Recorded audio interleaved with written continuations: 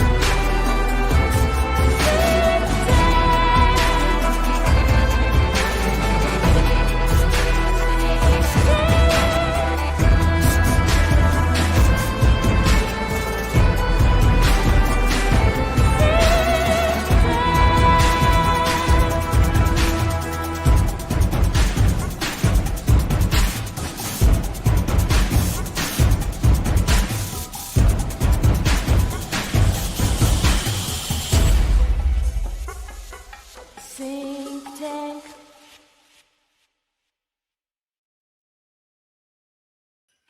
So a friend of mine went on a blind date, and then this person told them, like they were like, "Hey, do you like theater?" And they're like, "Yeah, let's go to a theater." And then they're like, "No, I was wondering if you liked theater."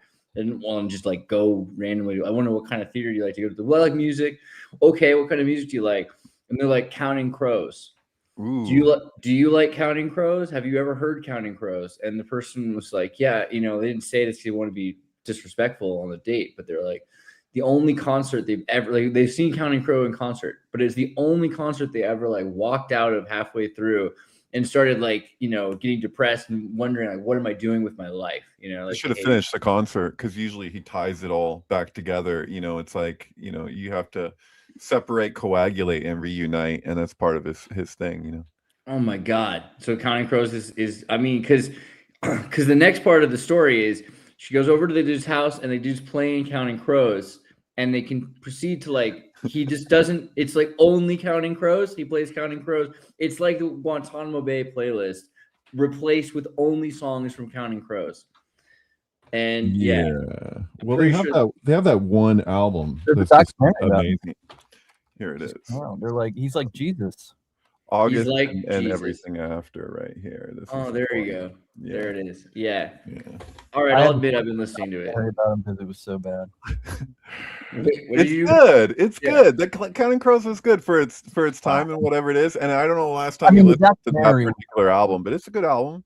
The thing is with Counting Crows is that guy, I forget the lead singer's name, but he changes the songs so dramatically. Every time he plays them, and I don't blame him for that. I mean, musicians having to play the same songs over and over again the exact same way. Although I just saw Talking Heads guy, David, can't think right now. It's David Byrne. Yes, I'm sorry. It might seem late to you guys, but it's still too early for me. I stay up late on my days off. But anyway, I just saw David Byrne, and it's like every song sounded exactly the way I've always known it. There was nothing that was different, and I enjoyed that. But I also kind of enjoy when people do change it up quite a bit. But if you listen to Counting Crows do Mr. Jones now, it's not the same song, dude. It's like a whole other thing, Bob Dylan's the master of that, playing the song that's unrecognizable. Right, but Bob Dylan now, I've talked to people who've been to recent concerts of his, even kind of private, intimate kind of things, and they're like, he's not interested in playing for shows. He's so naughty. He doesn't say anything to. I mean, maybe there are exceptions, but the shows that I've heard of from friends are he doesn't say anything to the audience the whole time. All he does is goes out, plays the song, and there's no interaction beyond just I'll play these songs that you know and love, and he will play them differently. It's true. Yeah, I feel like if you're making music for yourself, it makes more sense to change the music the whole time. But if you you realize your audience are just like do Latka, just do Latka. Like, that's all. Yeah, that's an Andy Kaufman reference for those who might not. It's his character in Taxi Driver. Just be this his character in Taxi. I feel like it's weird that Taxi came out after Taxi Driver. Yeah, like it seems to me that once you made Taxi Driver, how can you make a relaxing sitcom with that word? Right. I would like to see like another version of Taxi Driver with Christopher Lloyd, where it's just like insert Christopher Lloyd into that. You can do that with AI, maybe. Yeah, but, maybe it's time. Yeah. But the thing with Bob Dylan, I just want to say, like, that cracks me up is he's literally, like, I've heard him say that I don't know why people say I was against the Vietnam War. I never said that. Like he's like, I was never against the war. I'm like, really now? Really? I loved the war. Yeah. And I just wanted to point out, because Crypto K is here. Good to have you, Alex. That you have this new article. New is relative, but it's, since you've been on the show, you haven't had. This is a newest article, which is Men in Black foretells 9/11, and this one, we say it about your work relatively commonly that it's just like mind blowing and rad, but this one I really like this one because as soon as I saw this, I started thinking like, oh my god, that's right. There's that whole sequence where they're talking about how a person is smart but people are stupid, and I haven't really rewatched it and critically thinking about it because as a kid you just watch this movie. It's like they shot this right in front of the Twin Towers, saying that people are stupid, and referring to the National Enquirer thing. So I thought this was a great article. This is a great piece that you put together. Do you want to maybe just talk for a second about that? Oh yeah, sure. Yeah, thank you. I'm really proud of it myself. This is just like a movie that I loved as a kid, so it's like been in my head for so long. So I just wound up kind of pulling on a 9/11 thread, and I got to it because of David Lynch. David Lynch died. I was writing a piece about him, and I kind of tweeted about this, but the thing I found about David Lynch was that his lifespan lasted almost exactly 237 times 4 months. So 4 cycles of 237 months. And so I broke that down and went cycle by cycle. And on the first jump, so when David Lynch was 237 months old, is the birthday given for Agent J, played by Will Smith in Men in Black. And so I got to thinking about it. It's like, well, Twin Peaks is basically Men in Black. It's basically David Lynch doing Men in Black. And it actually came out the same year as the original comic book that the movie was based on, 1991. It says right there. And so that sort of set me off on to start just looking at all the Men in Black stuff for sync resonance.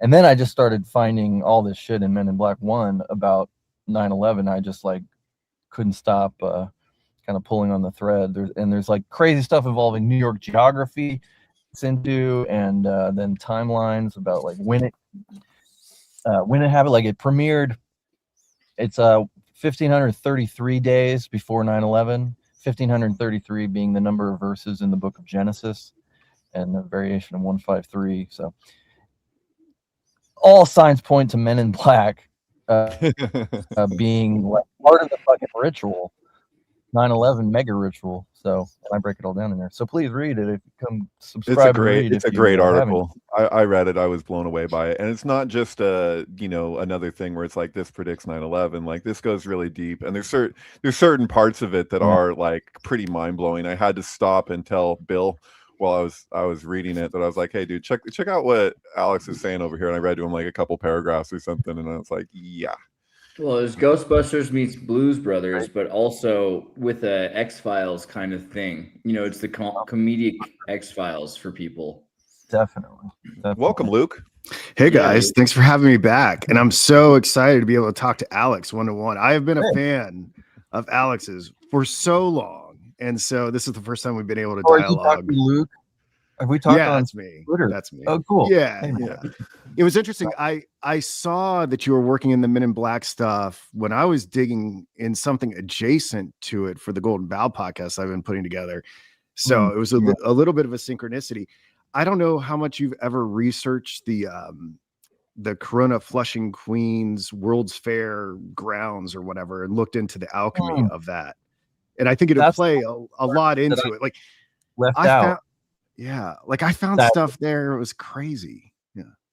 That's where the whole movie climaxes, right? They at the Flushing Meadows at the World's Fair, they claim that the two towers are like, because it's two towers and they're UFOs that the alien goes to take to take home, and they have to stop him. So, and I sadly didn't sort of get to that in my article, but that is sort of a crucial missing piece. I have to say something. My mind is kind of blown by just a simple screenshot that Alex shared today, because he's showing, like, so just so you know, Alex and I came to the same date through of like a profound synchronicity having to do with the exact same date in 1977 through completely different routes.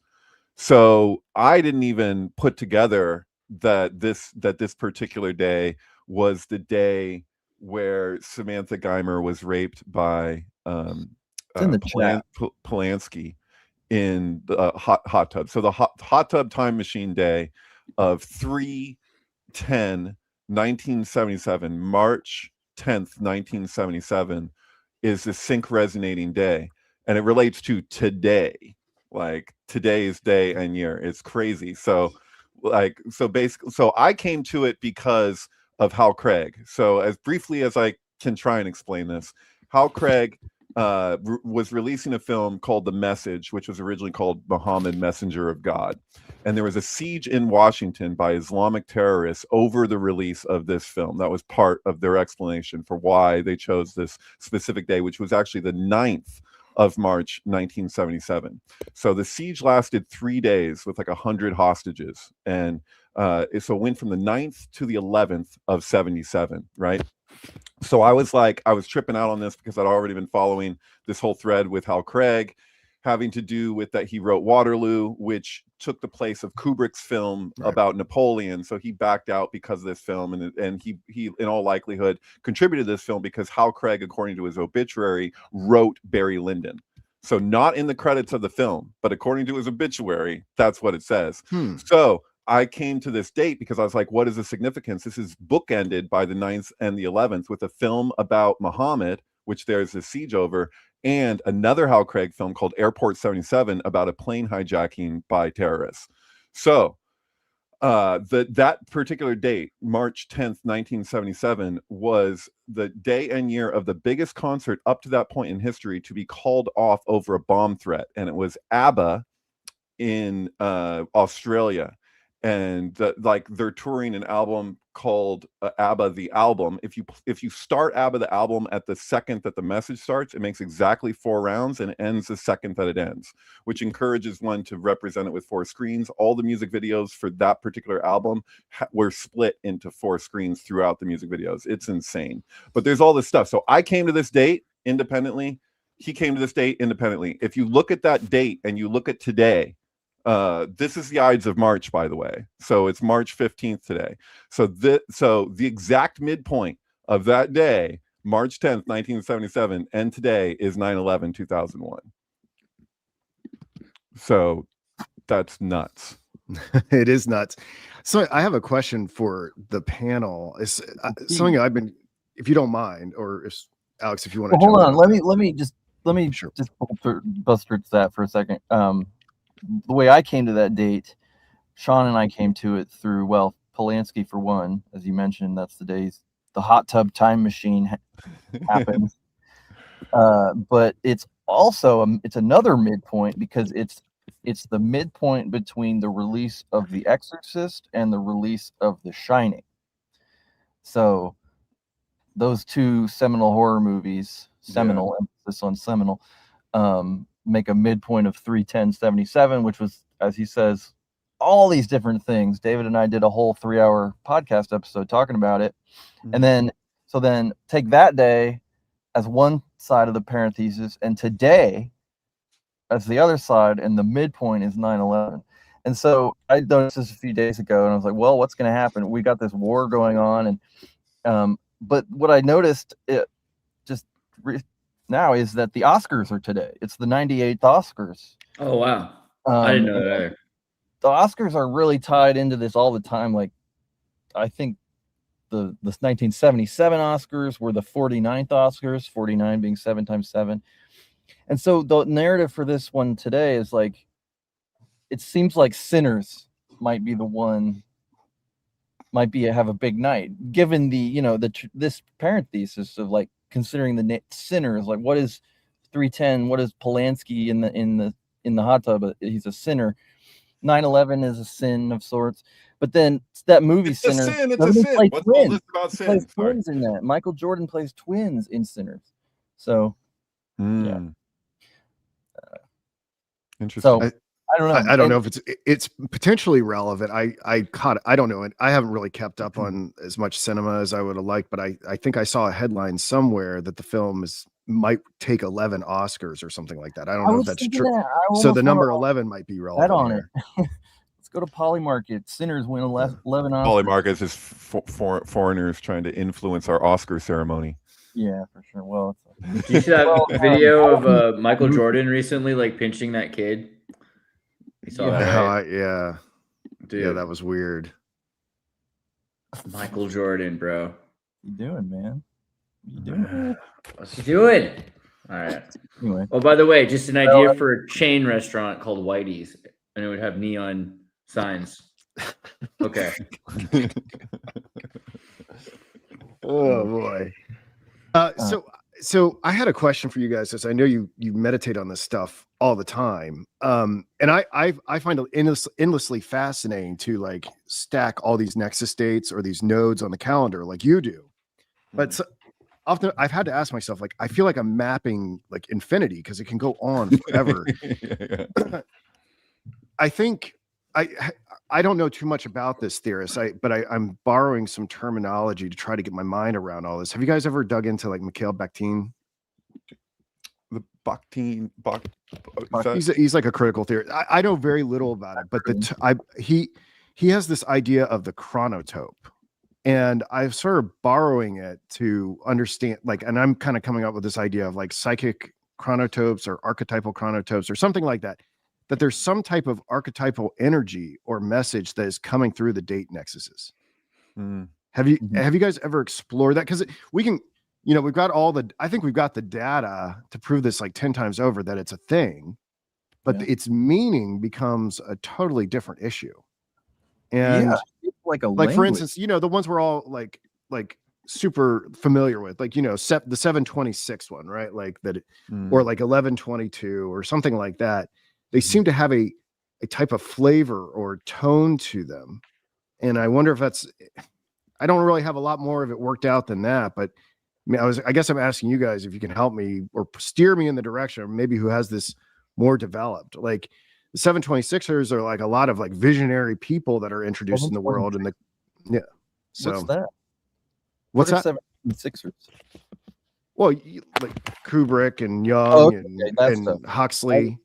I see what you mean. The July 26 movement, as you, whatever, or these synchromistic holidays, whatever we're calling them, and then they match with the birthdays and the death days, and they seem to be like handoff of sometimes. Well, like July 26, for example, it's related to Christmas because it's 153 days before Christmas. Every year it's kind of like an anti-Christmas. Yeah, or it's a Christmas. That's an July, interesting idea. An anti-Christmas. Yeah, call it. And that's Stanley's birthday. Stanley Claus. Yeah. Hey, somebody in the comments says, "What about the song "The End" by the Doors? What is the song "The End" by the Doors about?" Jim Morrison is fascinating. Wondering what Andreas and y'all think. I can tell you, if you sync the end with the end of The Shining, it's pretty freaking crazy. I have it on my website. But the end has a funny part. I'll just say one thing about it. The end at one point, he sounds like he's just saying like sounds, but he says duat. And he's talking about the Egyptian underworld, and it's very clear, and it's actually very revealing to a lot of the other lyrics what he's speaking to with the snake is long 7 miles. You have Apep that follows the boat through the underworld to the resurrection of Osiris and that cycle and everything. So yeah, he was speaking to Egyptian mysticism in that song, among other things, because he's just psychedelic, you know. But yeah, it's fun. Yeah, that song's in Apocalypse Now, right? Yeah. Yeah, and I actually just for the first time at the suggestion of Ryan Page, he told me I had to watch the documentary on Apocalypse Now, which I'd surprisingly never seen.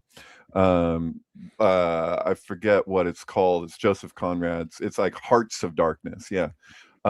Amazing, insane, dude. Insane. Like, so I recommend it. Yeah.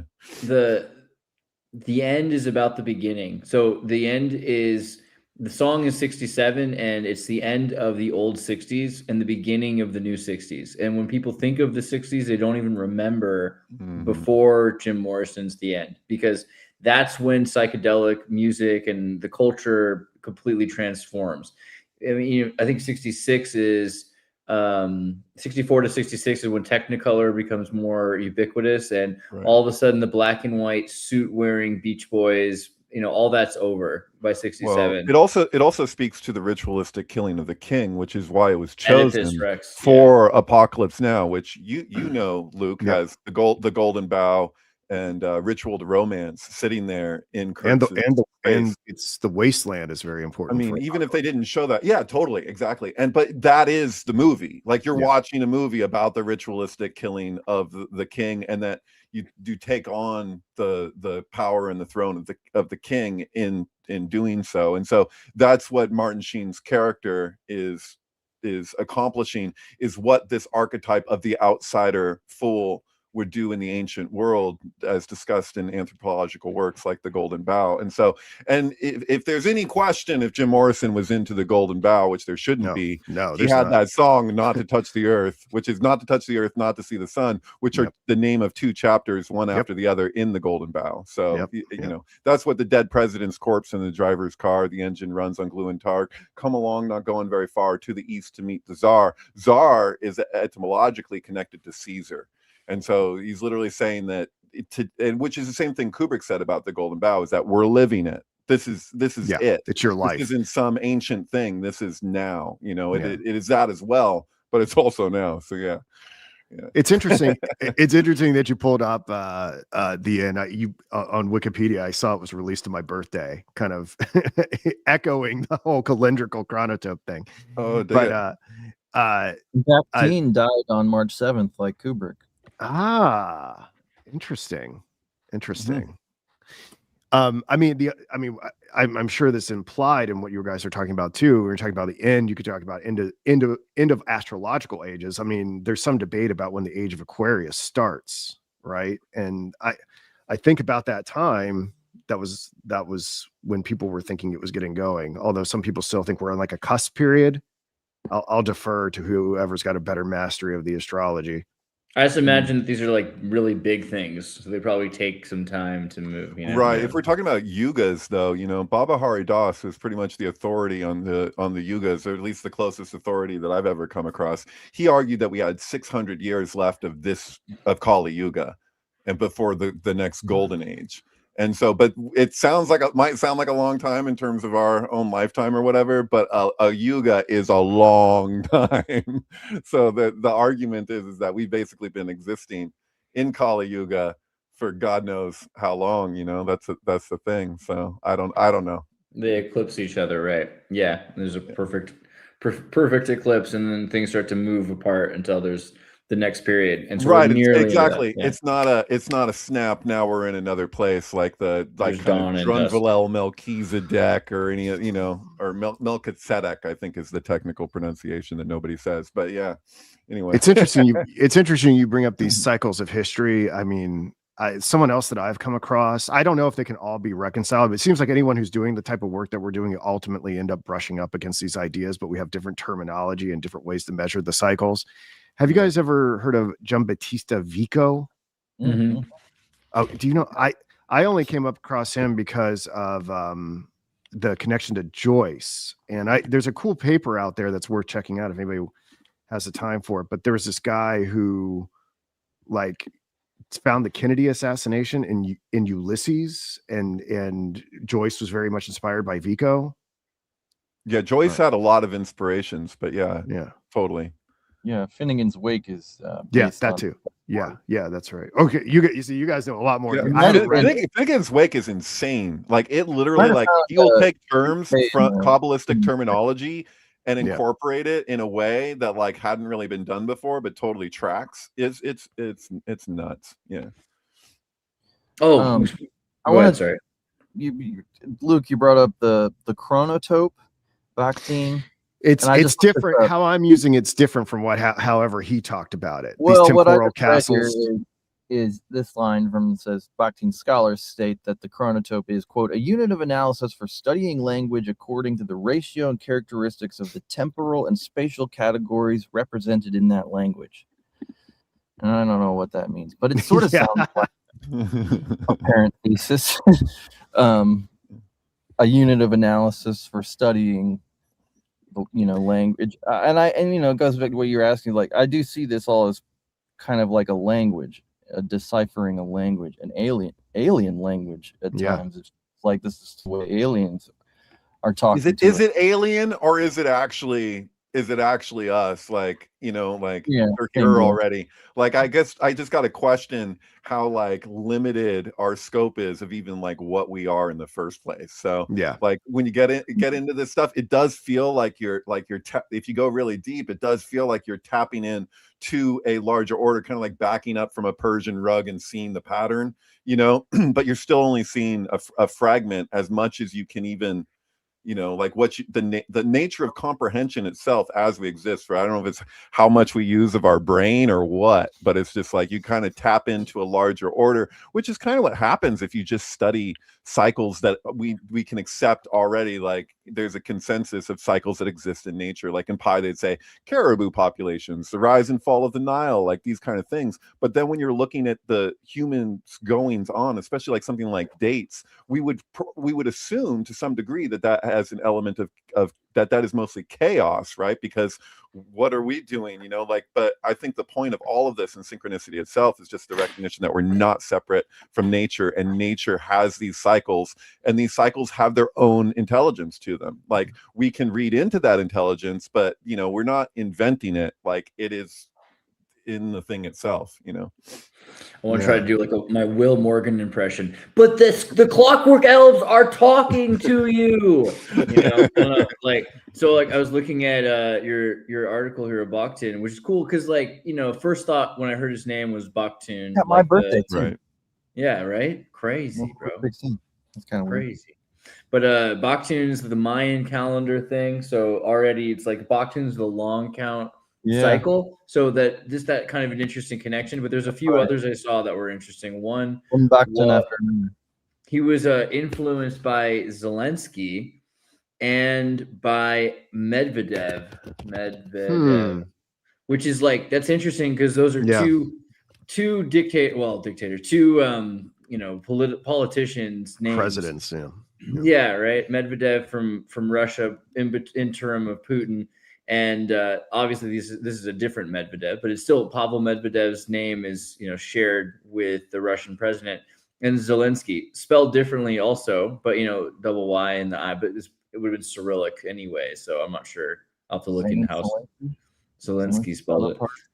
Why would you have this guy already has several syncs in his existence right away, which I find interesting. I feel like that the syncs do talk to you through synchronicities, so you can see there's coincidences, and you say, okay, well, that's what language is really. Language is the repetition of specific patterns that we associate with meta tags. So this is the language of the Clockwork Elves or something. I feel like that's the whole point of sync, is it's something trying to communicate with you that sees multiple levels of space-time, right?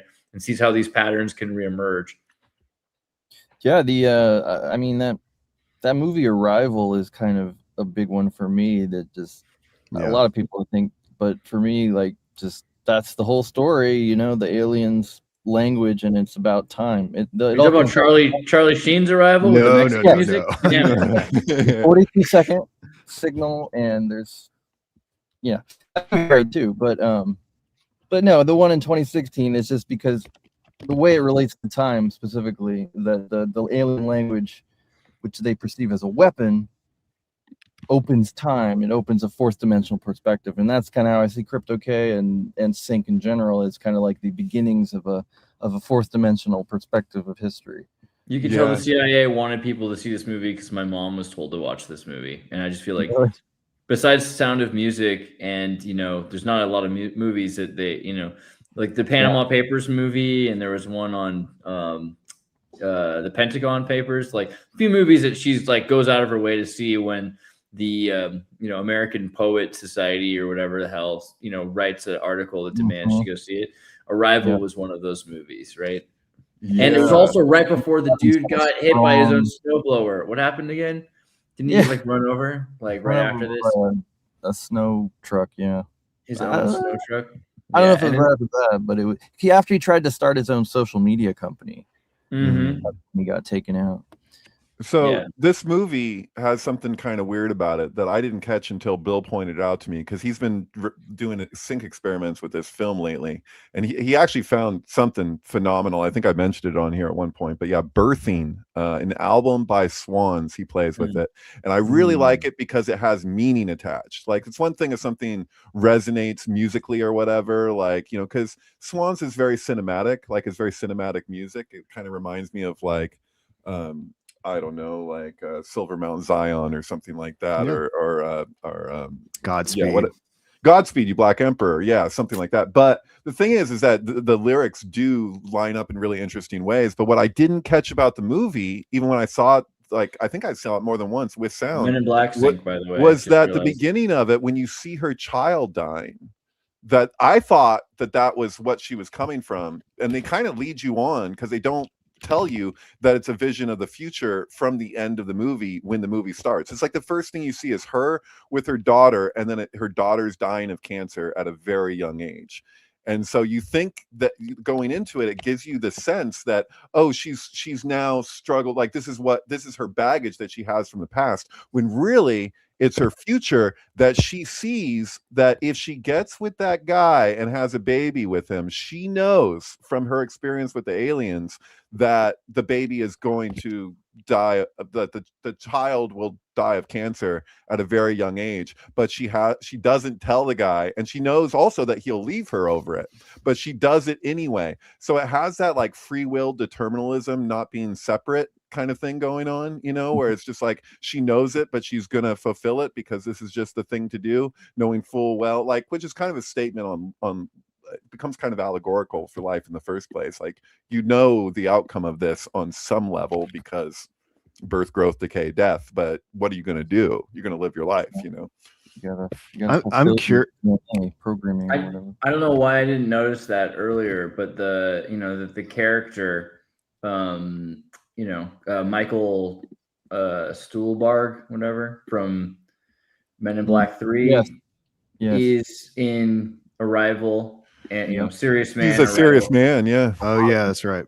I feel like they put him in there just for symbolic reasons. I feel like that was a case of archetype. I feel like that's all he is, right? Because he is a serious man, which is Job, who is believing in his God, which is the math. Proof. It's the synchronicity. That's all he studies, is the coincidence control. A serious man was such a heavy hitter because there was like somebody had written this, like, it's in the style of what Alex does with his blog, but it was just like, oh no, Synctank forever. Yeah, right. Where he looked at the Big Lebowski and he just like analyzed it to holy hell through a Kabbalistic lens. And then people at the time, like I think we discussed it on an old Always Record, where we were like, there was an argument of like, oh, you're reading too deeply into this. I mean, the article went on and on and on of all of this Kabbalah in the Big Lebowski, but that was before Serious Man came out. So it's like the thing with the Coen brothers, it's like, dude, that is a movie about Kabbalah. These are the members of the airplane, which is the best joke ever with the rabbi at the end, because it's the airplane. You have the different sheaths expressed in tarot of the four worlds, right? So you have fire, air, and water, and earth is a composite of the other three, but he names the members. And then he's like, these are the members of the airplane, which means the intellectual realm, right? But yeah. Hey, see you. Oh, yeah. Alex had to go suddenly. Damn. Yeah, he told us that he was only going to be here for so long. Oh well. And then he just disappeared, just fades like the wind. And like that, he's like the wind. Okay. So I'm curious if we could just stay on Arrival for a second. And I think maybe the first time we ever got together, I was brushing up against this. We may have discussed it a little bit, but I wanted to see where your perspectives are on this now. But like, so I mean, the big thing about Arrival, right, is the idea is that the language is the weapon, right? Yeah. There's like a little bit of a language obfuscation about what they're really trying to give to humanity. And I think it's kind of interesting. And I don't really know. I don't talk to so many people where I'm like, this is a phenomenon that they're experiencing as well. But it seems like the greater mastery we have over this sync language, these patterns, these archetypes, whatever. Do you notice any sort of unleashed, I hate to say it because it sounds so woo, but like unleashed psychic powers or anything like that? Like, let me give you an example. Or take them away from people, right? Like that's what I'll give you an example. It's beyond strange to me, and I'll give you guys the floor. So the only show that I watch right now, I wanted to take a little bit of a respite from all the incredibly difficult things that I'm working on. So I was like, okay, I'll just watch the Gilmore Girls. You know, I thought it was just going to be some fluff Hallmark show. I'm finding that the things that I discuss, study, talk about, think about are manifested in very obvious ways immediately after talking about them or writing about them or presenting on them. And it's like a participatory reality, like that's collapsing, like alternate timelines, or I'm shifting between them. Do you guys experience this at all? Well, also if your attention is just on something, then you're going to be picking up on it more. What other things that would just fly right past you or whatever. This is so major. Let me give you an example. Okay. Yeah. Like, let me give you an example. I was working on a slide on the other names for Horus, right? For and it's also it has two names, Apollo, but also Hippocrates. And I was digging into it and doing some research on it. And then I was like, I'm done for the night. I flip on Gilmore Girls and Rory dresses up as Harpo Marx. And I had done this little dive into whether or not Harpo Marx is related to Hippocrates. But I guess, and I determined that it's not the case because he plays the harp, but he is the silent Marx brother. And like, that's so specific and so bizarre, and this has happened to me hundreds of times since I started the show. It doesn't really happen anywhere else, but it's a show. Harper didn't start out as the silent one until after World War I think, because there was, racism, and originally they all had a different immigrant culture, and Harpo I think had the German accent, and then just after we went to war with Germans and people stopped liking Germans, he just started being silent. Yeah, it's like, I guess we're not talk. Yeah. But the Greek says in the comments, Harpo Oprah. Yeah. There's that whole idea too. So I don't know. I mean, but the harp is also a Pythagorean symbol, so it's like the secret of Pythagoras, and also like the Greek music. Potentially connected to Apollo as well, right? Because he plays the lyre. But I don't know. I mean, if this is just one episode of this, I mean, I'm constantly documenting it with my AI and being like, what the hell does this mean? But I don't know. Is this happening to anybody else? So, I mean, Dr. Amon's famous now for talking about like the Greek language being so important to human development, but he really got that idea, I hate to tell everybody, from Eric Havelock, right? And Havelock talks about this. He's a British classicist who spent most of his life in Canada. I would consider him Canadian, to be fair. But, he was born, I think, somewhere else, born in England, Oxford, whatever. And he thought that Greek intellectual history was both real, like he actually believed that the ancient Greek stuff was made in ancient Greece, that it wasn't just invented by, Hermetic Napoleon occultists in the 19th century. Right. So, he's clearly flawed, but at the same time, his idea was that it changed the minds of people, which again is not even exclusively his idea either. That goes back to Steiner. Yeah. And Steiner talked about this, and this is my quote I like to point to. Steiner suggests that the Atlanteans initially had a psychic, image-based collective consciousness rooted in akashic memory. Well, what more specificity of language do you need to describe synchronistic symbology, right? If you're talking about history and how this history is like another history, and mapping that history, then this is essentially the way that they would have communicated. Everyone would have communicated through sync. It would have taken knowledge almost infinite knowledge of all things in order to sync those things, because you'd have to be able to sync it to what's happening now and how that relates to something that happened in the past or something that will happen in the future, just understanding archetypical scenarios. Anyway, the destruction of the Atlantis civilization may have resulted from a cognitive shift towards analytical, individualized thinking, which destabilized their society.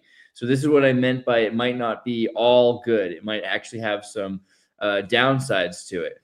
As few developed their new capacity at first, these individuals seemed as godlike, manipulated the still psychic majority, giving rise to hierarchies and divine rulership. So the people that were initially psychic might have been over empathic, let's say, were overwhelmed by language as a manipulative force in nature, and maybe were overwhelmed to the point of dominion by these linguists who emerged.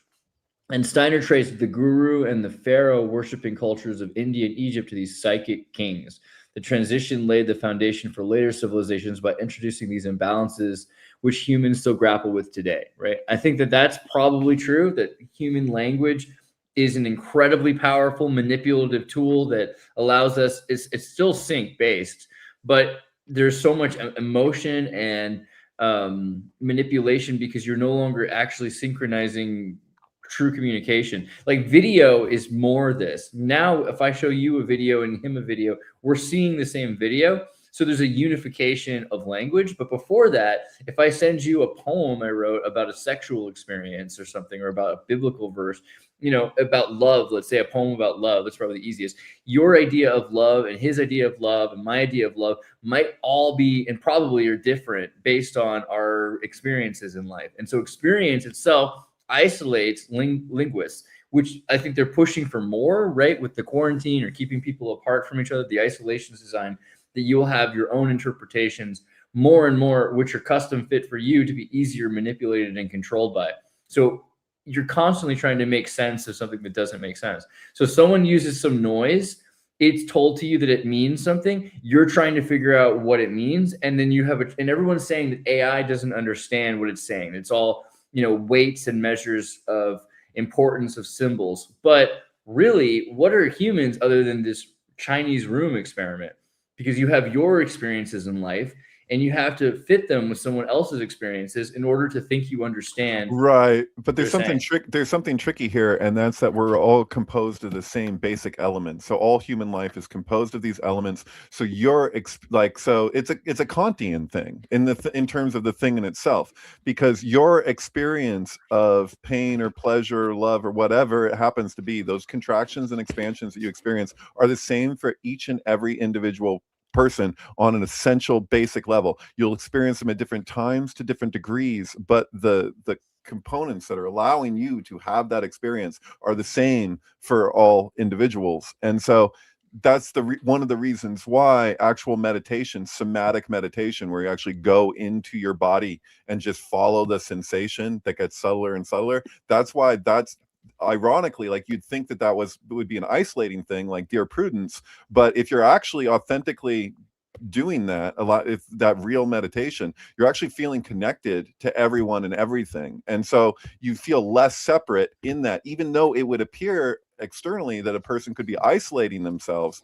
On an internal level, what is it that connects you is actually to go into that internal place, because everyone is, it's all one thing, right? So, but I think there's something weird about when people want to connect with people from other cultures, for example, or just people in general, and they want to immediately, there's a compulsion to just find the commonality in the external world. Like, what are the things that you're into? What are your interests? Like, when people date, that's essentially what they're doing. They're like, you know, oh, what do we have in common? And then those things become common ground. There's something to be said for that, but that's not the only thing, really, because it's actually the things that make us different and distinct are actually, like, should just be the focal point of interest, but instead they tend to be, well, how are we the same? And so, like, I'm not saying that doesn't have its place, but I think that we focus so much on one side and we don't focus as much on the other, in part to do with that we're not actually in ourselves, and we're going more and more cerebral, more and more compartmentalized, shorter and shorter attention spans. And this is what's isolating. It's actually something that's in the intellect and has very little to do with the actual somatic reality, which if we were just to non-judgmentally go into that and not try and give it form, but just like be present with it, we would actually be, there would be more harmony in the world, I guess is what I'm saying. Social media is the worst for that, because you're literally looking at a screen, which itself feels like the Kabbalistic explanation of what the Klipot are as shells. It's like we're looking at the shell, we're looking at the skin of the snake to like connect with the body of the thing. And it's like the body keeps moving forward while the skin keeps peeling off, because it's not anything stable. I don't know. That's interesting. Well, the follow-up question I have for that, and I really want to put to you two, I've kind of disclosed and made myself look pretty vulnerable here with my confession of some kind of psychic power. Do either of you have psychic powers, and does the meditation help? I thought you were going to say you were vulnerable because you told us you watched Gilmore Girls. And I was like, I have no all shame. Done this. We've all done this. Dude, Gilmore Girls is awesome. I got into it not knowing what it was. It's like a light version of Twin Peaks. Have you ever seen it? I remember one time I was hit by a deer because my mother asked me to drive her to Sausalito. There you go. Yeah, I have so many weird synchronicities with Gilmore Girls, and also you can think about Gilmore. Gilmore is the Gaelic word for the servant or lover of Mary, right? Mora is Mary, Moira, Mary. And Gil is like lover, obedient servant. Yeah. Well, so that's interesting because it's a point of maturity to realize that David Gilmour was right in the feud with Roger Waters. That's my opinion. I realized that recently on LSD. I was like taking a walk with my friend. I was like, it really is like, because I never would have said that in the past. And I'm just like, because I had an exchange with an acquaintance of mine, Andrea Galler, is very like her best friend is David Gilmour, and we had a kind of a debate on like I'm like I love Roger Waters, I'm like I've always taken Roger's side on that feud, and now more and more I'm like just like objectively I'm like really David Gilmour was in the right for the most part. Do you want to just 100%. Make an album after album about your dead dad for 100%. Eternity? Like, it's complete bullshit. Man. Yeah, David Gilmour is so radicalized, I think, by the elite in Hollywood, like the elite in Britain, and also his parents and the way he was, kind of abused and beaten into being a musician to begin with. And he doesn't take any crap anymore. I think when you're that age, people will call him an anti-Semite or they'll call him a Zionist. It's amazing. Like he's one of those guys who can get away with having his own opinions, and I'm almost not even, because people say, do we really, can we cancel him yet? Basically.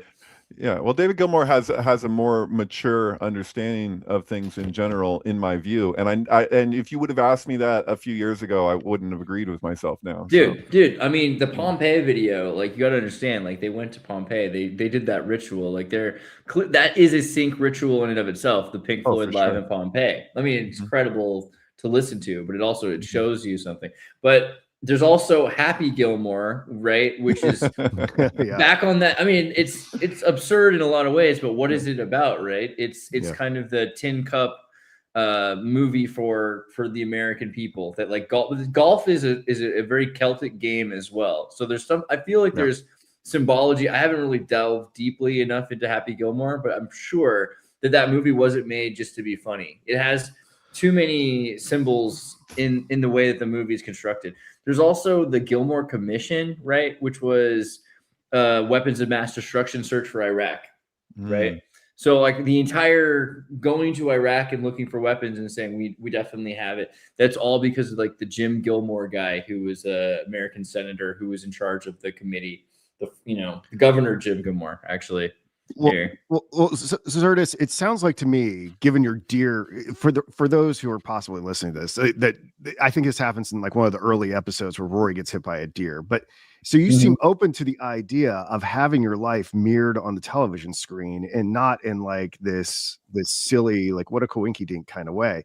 Like it seems like there is a communication coming from beyond the veil. And then the question is like, has anyone been able to like take control of it or talk back? Or totally. What? I mean, I've always been afraid of it. So like one of my first episodes ever is just like why I introduced myself to YouTube was when I worked at CNN, and I had access to I had like 6 TV sets in front of me watching CNN all the time, but I also had the access to the robot arm. So you can tell it to grab a tape. It was like in Hackers. You can tell it to grab a tape and it pulls the tape up out of the archive in Florida somewhere, or Georgia. I think it was in Georgia.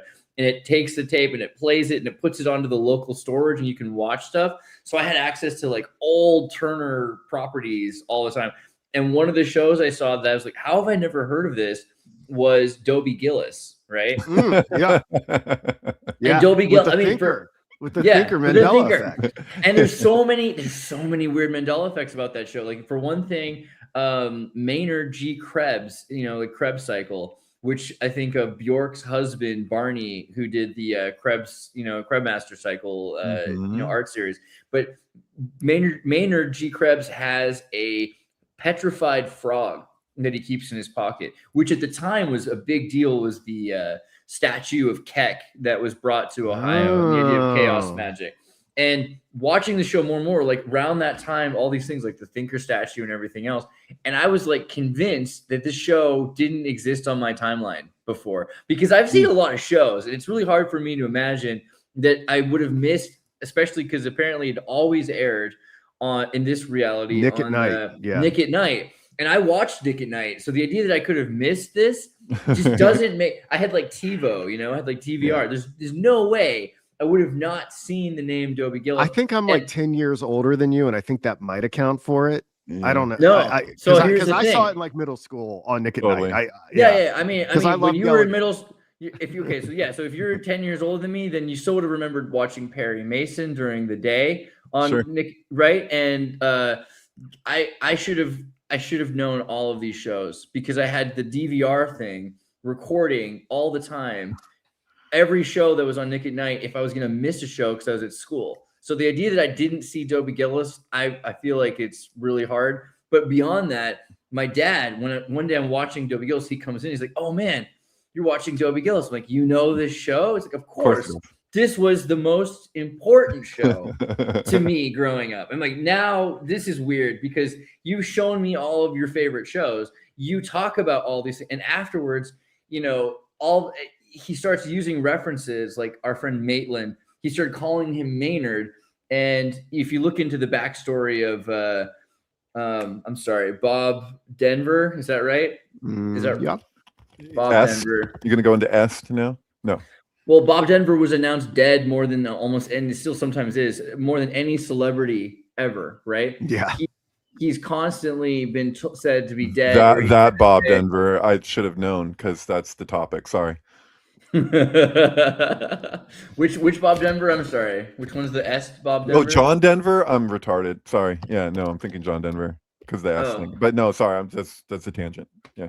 I mean, we should definitely go into that. That's fine. But No. yeah, just the idea that Denver, and they all went to Loyola, there's like a Jesuit mind control connection, but he was supposed to be drafted into the army, and they even write it into the show. Anyway, at a certain point, I'm watching Dobie Gillis. I'm trying to get access to it, and it's like Pleasantville. Trying to get episodes of this show were not easily forthcoming. Even working at Turner, where they had access to the episodes, I'm waiting for the tape to record the thing every day so I can get an episode of the thing, so I can copy all the episodes from their own archive. And eventually I get to like the second or third season, and I start freaking out because so much of this show is my life, and it explains so much. And also it's a quantum leap optimist sort of change in my life, that my dad now is a nicer guy and has all these jokes, and he's so influenced in ways he wasn't before. In certain ways, my dad was kind of more stressful in the timeline that I grew up with him. And now all of a sudden he's just constantly a Dobie Gillis influenced character, fun and hip in weird ways. It's just strange. It weirds me out. I get to the point of like second or third season, I'm like, I don't want to watch any more of this show right now, because what if this is closing the rift? And in a way, by watching this, I'm actually deciding, because there's probably infinite Dobie Gillis in this universe, but I'm watching these Dobie Gillis episodes, and it's going to lead down this road where we're at now, where Zelda, his lesbian love interest, is now in charge of the Los Angeles Commission for the trains, the new trams that were being built, right? Did you know that? She's like a politician. Yeah, Zelda from Dobie Gillis is a politician in Los Angeles. Zelda Gilroy, played by Sheila Cool, who looks like the lesbian Al Calavici from Quantum Leap. You know what I mean? Like there's this I can't unsee it. She's from the future 1999, you know? The way she exists from the third district of Los Angeles. And she was in office until 2022. I mean, it's just too weird, man. And so I just didn't want to see any more of the show because I was worried it was going to control my destiny and maybe the entire universe. Your parents talk about Dobie Gillis. Well, your parents are cool. It's a great show. I freaking love Dobie Gillis. I'm not gonna lie. I went back to Dobie Gillis a lot when I was really like having my awakening. I don't know how you guys feel about the Mandela effect, but the Thinker was a very profound one for me. And I was trying to find old relics of it in media. And one of the ones that came to mind was clearly when he's, I think he started off every show. Every show starts off with it in front of the Thinker statue. Right. And I think I don't know what it is. I'm removed from the material. I think he might be doing it wrong according to this timeline now, because the big thing about it is that the Thinker doesn't have a fist on our timeline anymore. It's an open hand. But we don't. Really? It's probably not a Mandela effect show, but that was one for me. It's totally a Mandela effect. If this show is anything that it wants to be, as long as you're at least trying to be based. Yeah, so many truthers get really like triggered by the whole Mandela effect thing. It was so responsible for me, like entering a higher level of consciousness. Well, the thing is that I've people who tune into this show, they know my rant on that probably, and they're probably tired of it. But if I go through any individual Mandela effect, and I dig deeply into it, I can usually, not always, there's a couple cases where I can't. The braces thing with what was that? I can't. But GoldenEye or something. Yeah, I can't, that one gets me. A couple of them get me, and then I would want to look at the original reels. I'm like, is there other versions? What's going on here? But a lot of them, I can see how wires get crossed. So like the one, sometimes people will just claim them because they're not really that informed. Well, and some of the more popular ones too, like Berenstain. I'm like, dude, we were kids. How did you pronounce it? Isn't necessarily how it was spelled and how you remember whatever. Like I can see that one. But if all your teachers were reading the book to you in school, like how did the teachers read Berenstain Bears to you? I don't remember my teachers ever reading it to me. I remember learning to read and reading that. But yeah, and we had tapes. Sure. Well, let's listen to the tapes. But the thing is that Berenstain Bears, boysenberries. I'm not arguing one way or the other. I'm arguing that I can see how that could have happened, where we could be repeating something again and again from when we were children and then not necessarily remember it accurately. Like that makes sense to me. But like, and the one with Empire Strikes Back of no, Luke, I'm your father, or whatever, like could have been cut weird in the trailer. Well, also there was no VHS at that time, so we were watching in the theater, and then everything got repeated again and again. And my question to anybody who insists that the universe coordinated to change that is, what were the rest of the lines? Because I remember them all. I have the screenplay to that movie signed by the producers on my shelf. Like I know those lines. So my question is, if you're so confident, do you remember everything else that was said? And if not, then what the hell? You're Well, I will say to that one, that's a very interesting one for me, given that it is my name. And I'll tell you this, that for the first 21 years of my life, I was born in 1980. Yeah, I could reliably expect someone to say, Luke, I am your father, to me 3 to 4 times a week. It was everybody's favorite joke that caused me to groan and eye roll multiple times a week. Then 9/11 happened and it stopped. And I thought, okay, well, maybe everybody's just really sad right now and doesn't want to make any jokes. And it hasn't happened since. No one has ever said to me, Luke, I am your father, since September 10th, 2001. You're talking to two guys who will go off on you about how the Star Wars prequels predict not just 9/11, but everything from the era before it happened. The Phantom Menace is about false flag terrorism. Like, there's some who's our friend who does the Amoeba Exertus channel on X? One. Yeah, I really appreciated when Juan did like a thing about me going off about Jar Jar Binks.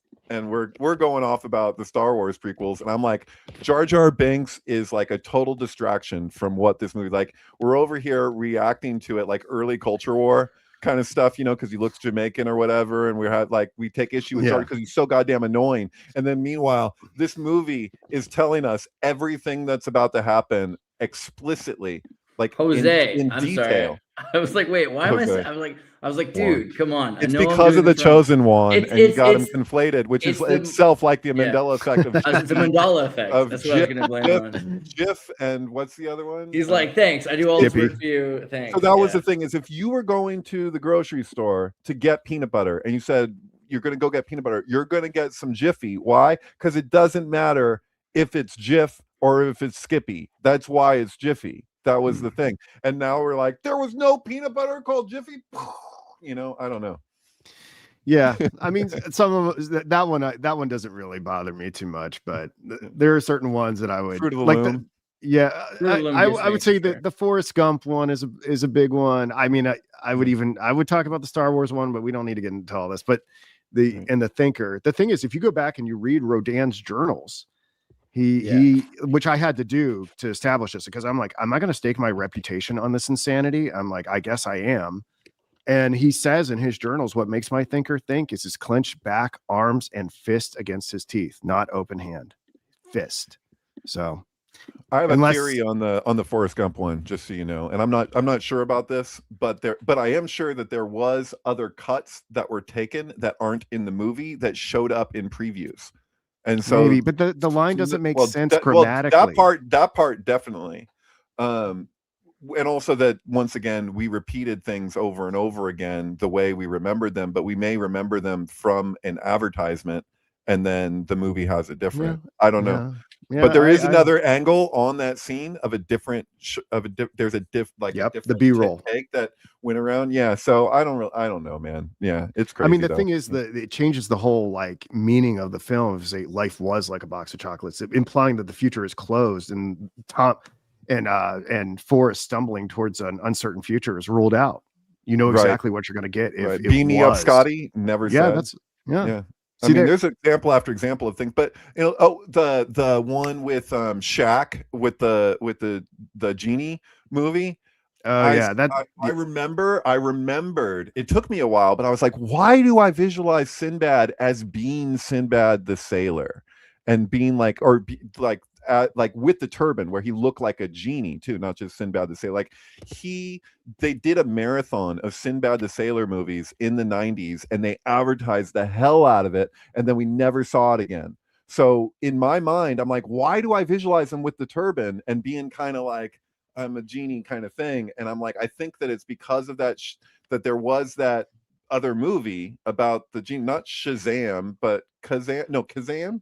So Kazam exists. And then Sinbad was doing this whole I'm a genie thing that we all, if you were alive at that time, it was everywhere. It was like, and for whatever reason, it's so weird. Who cares that there's a Sinbad the Sailor marathon hosted by Sinbad the comedian with the turban and doing his shtick? But I think we have that lodged in our minds, and we don't make the connection that there were two things that happened around the same time. But I don't know. Yeah. I don't know. There's a scene in Dobie Gillis, I think episode 18 or episode 8, I guess it's episode 8, where it's called The Old Goat. And they have a goat. He wants people to love him. He wants women to love him particularly. But the football team or the basketball team, they're going to play against the visitor town. And the other town, their mascot is a goat. And so he thinks, well, what we'll do is we'll kidnap the goat. Yeah. And that will demoralize W too. Vet like sticks like right on this thing.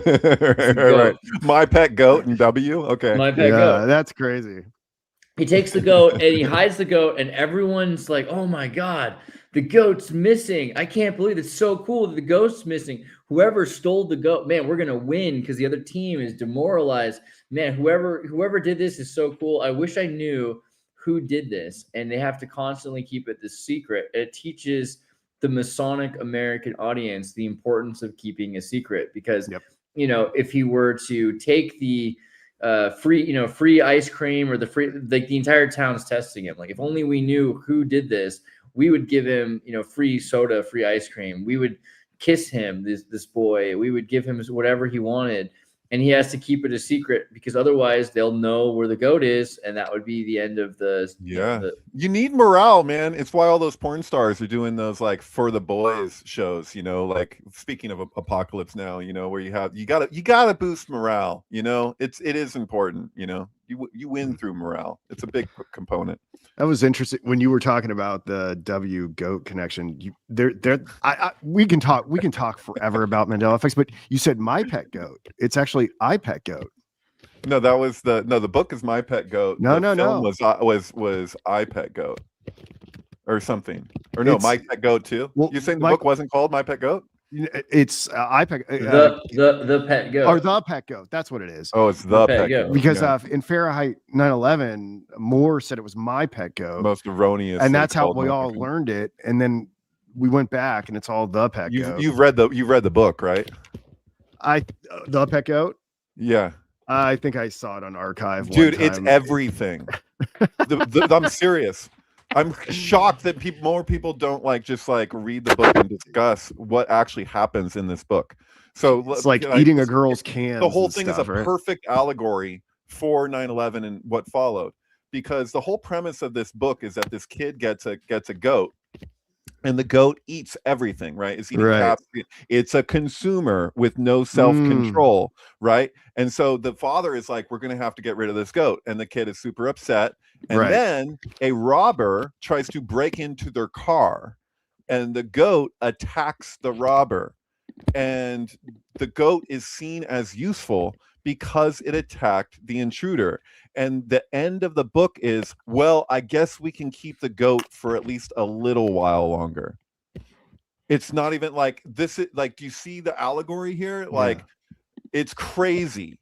It's like we reached a point where like, dude, we're gonna have to, something's got to happen. We're just crazy consumers.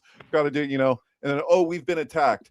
Oh, well, we fought the attacker. Oh, okay. I guess we can let this continue for a little while longer. Not indefinitely. Not that the kid is just being such a weird children's story, because he doesn't say we can just keep the goat indefinitely and that's the end of it. No, for a little while, as long as it shows that it's still useful, but it's still a problem. It's still eating the caps and the hats and the cans and everything.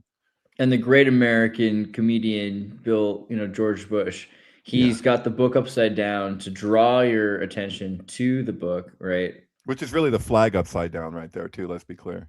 Yeah, because it's America. That's good. America's upside down. Mm-hmm. What was interesting, if you go back to the classroom when he's reading the book, there's like a chalkboard right over his shoulder that says like reading makes a country great or something like that, and it's in the shape of the monolith. And I always thought that's kind of like like we are learning to speak this language. Well, let's be clear. It's in the shape of the Millennium Hilton, which is flush with the two towers. Yes, exactly. Right. Yeah. And that guy who got that photograph, because they filmed it, but there's a photograph that, it's not just a screenshot of the dude leaning in and saying America's under attack. That photographer was the same guy who put his camera on shutter and caught the bullet when Trump was allegedly shot at. I think he's also the same guy. No, he wasn't. I was going to say, is he the same guy that got the guy falling off the towers too? No, but couldn't have been because he was in Florida. Nobody knows, right? Like, does anyone? He's got a lot of iconic photographs, though. That's for sure. Yeah. Or maybe it was RFK as well. RFK Senior. I forget. Mm-hmm. I'm probably conflating two different people. No. There's a whole list of iconic moments that particular photographer had caught. And I'm sorry, but I can't help it. I think it's so weird that CNN aired a full Trump speech, and it happened to be that speech. Like, they never show his whole speeches, and it just so happened that day and they said that it was because it was rumored that he was going to announce his VP. I don't buy it. I'm like, yeah, even if that were true, you think CNN just wants to air a whole, it looked like they were banking on catching that money shot of him getting shot in the face. I don't know. That's what it looks like, but yeah. Richard Drew was the photographer of The Falling Man, right? Which is the famous photo. But he apparently had also been one of the 4 press photographers present at the assassination of Robert F. Kennedy. Yeah, that's the guy I have in mind. Mm-hmm. Yeah, I mean, Those are syncs in and of themselves. Capturing particular moments, those are particular syncs. And also everything that was said in that time, and with it's not just it's not just the words that they were doing where they're like plane, steal, hit, and like all the like as they were doing that in the classroom, all of that, but it's like it's that they were doing that like as a means to learn in the first place. It's so I guess it's representative of the problems of education in this country, that it's like, this is the way they're going to teach you to read. It's very weird. It's very militaristic, the way that they're like, oh, she's like hitting something, like, was she hitting a ruler every time? It's just like, this is just this is just wrong. And then all the problems that arose with 9/11, like people being able to process it. Like I view like COVID-19 to 9/11, like that interim between those two times was like, this is a test for like, to the degree to which one seriously questioned 9/11 in a real, real genuine way, determined how quick they would align themselves with what was being presented with COVID-19. Because say what you will about the thing itself, like the virus, but like all of the messaging around it and how quickly people just went to trust their government, like it feels very tied to one's ability to question 9/11 to me. What's so relatable. What's interesting, because 18 years elapses, or depending on how you want to count it, and it starts off all these kids in the kindergarten classroom on the morning of 9/11. And presumably that's like the entire time it takes for you to go through the American school system. And then we get COVID and we start off learning about this rote memorization, how you need to overcome that and do kind of the critical thinking or the associative thinking that we're doing. And then it's like kind of like this was the final test before you graduate or something. I don't know if there's like that element at play.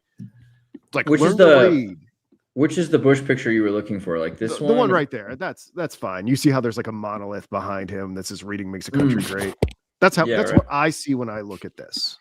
And I think there's all other little winks and nods in that whole classroom. I haven't sat here and done a decode of it, but that's the one that always jumps out at me. Bear on a bike.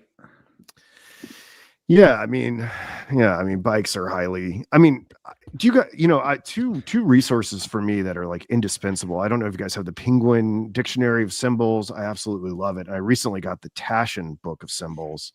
So I just kind of like crack those things out and go through this stuff.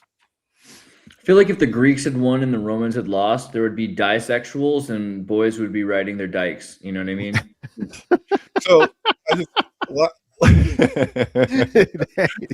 there we go. Last night I was showing Bill The Walk with Leonard Cohen's Popular Problems. So there is that film by what's the guy who did Back to the Future? Zemeckis. He did that The Walk, which was the basis for the tightrope walk. The future predicts 9/11. But the thing is I just want to point out, like I was bringing up the Golden Bough earlier, and I know how familiar you are with the Golden Bough, and I've watched you speak to the Golden Bough, Luke. And we've discussed it before, but as it relates to 9/11, in the ritual of the Golden Bough that outsider archetype fool, like he has to pull this limb from the sacred tree at Nemi, which is the oak tree branch, which is said to be both symbolic of the king's phallus as well as the king's daughter. But the point is by him pulling that branch, he is challenging the king with that act. It's a ritual act, and everyone gathers to watch it. And it's said that as soon as he pulls that branch, that the king is as good as dead. Well, these two towers overtly represent the two pillars of the Kabbalistic tree of life. We know that. It's even the way that one was slightly different than the other with its antenna, like it matches. So actually Scott Onstott was able to prove that, the guy who did Secrets in Plain Sight, who was able to prove that they're a larger scale model of the two pillars seen in every Masonic hall, and he gives backing to that. Point being is the symbolism here is it's a tree. So even in this movie, The Walk, he originally is tying the rope to trees. And when he meets that girl who's singing a French version of Suzanne, when he first meets her, who ends up being his girlfriend, when he's telling her about these towers and he's saying how high it is, she says, "Where are you going to find trees that tall?" And he shows her the image of the two towers, right? And so the point being is that when he did that, when he attached that wire, the symbolism there is totally relatable to the Golden Bough. Why? Because it represents, these are the two pillars of the lower worlds, right? So you have Gavor and Chesed, Like that's where that's the pathway between them. What the Golden Dawn and the OTO would attribute to the Strength Arcana or Lust in Crowley's deck, right? So it's uniting the name. So like in the external world, which is, we're not supposed to do, like that's the whole point in the Tanakh, when, to build this temple, because the temple keeps being rebuilt and it's degraded further and further each time. The actual prophecy in the Zohar speaks to the temple basically built to Mammon. So you have a temple that's in relationship to money and trade, and then so to have the third destruction of the temple carries with it this symbolism. But I would argue that when Philip Petit put that line between those towers, he was basically, and walking back and forth across it, it was a statement to power. He himself even called it a coup. That's what him and his group referred to it as.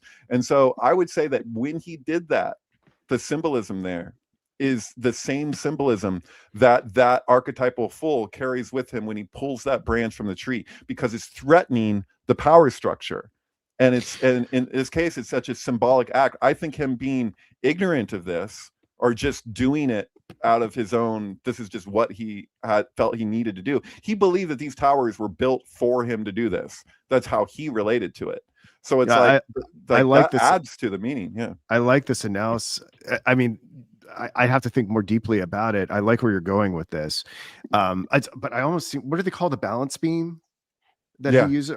Like the thing that he uses to balance on the wire? Like that almost looks like a branch or a bow to me. Mm-hmm. Oh, for like sure. Adjusting point, yeah. And the way he crosses it, and it forms this cross, and you have a cross at the center of the tree. Yes. In the Kabbalistic tree, he's basically in this act, the symbolism of it is basically it's revealing the meaning of these two towers, because the towers being apart, even when they were first designing these towers, it was seriously discussed whether or not there would be pathways between them.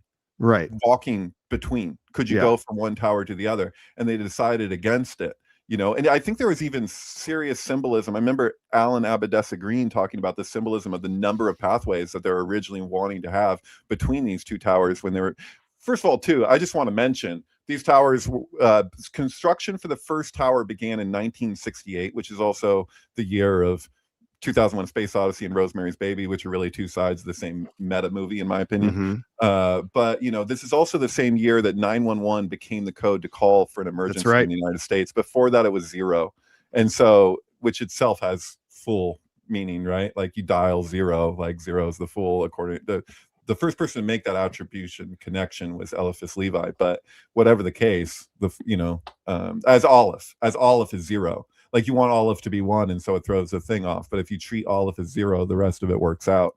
But yeah, it's crazy. It really is. I have to think about this.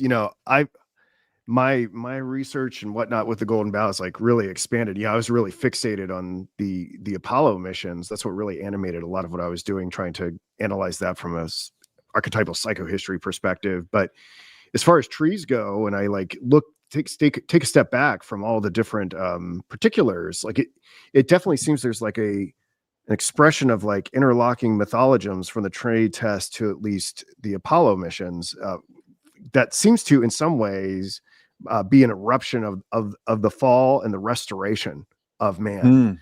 And it's also all after This Is the End, right? Because it's the end of the year 67, 68 is the beginning of the new world. Yeah, totally. Yeah.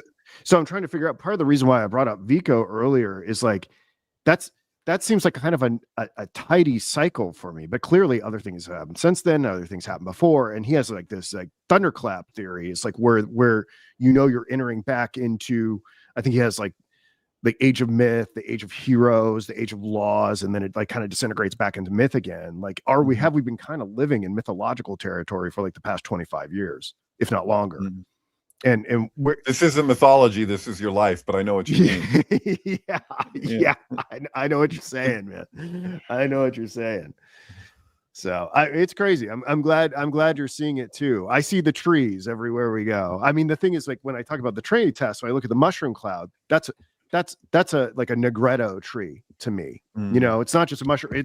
It's a massive tree. It's about the fall. And I think Oppenheimer, in a lot of ways, that film emphasizes that, the whole eating of, passing off the poison apple to Niels Bohr and and the naming the bomb Trinity, it's like an inversion of the creator. Right.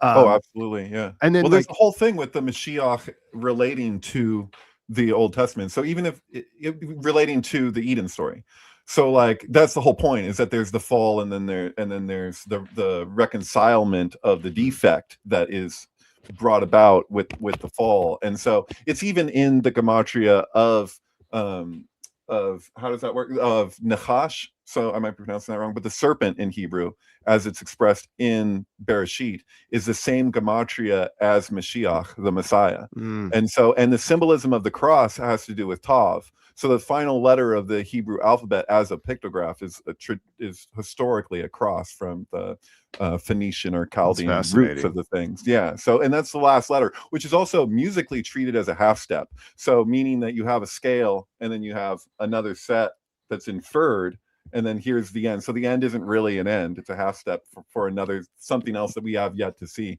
You know, that's implicit in the language itself, which is crazy because that becomes the basis for all of our mathematics and everything, you know, because this carries over. The Greeks also, every letter is a number. It's that whole thing. So it's pretty nuts, dude.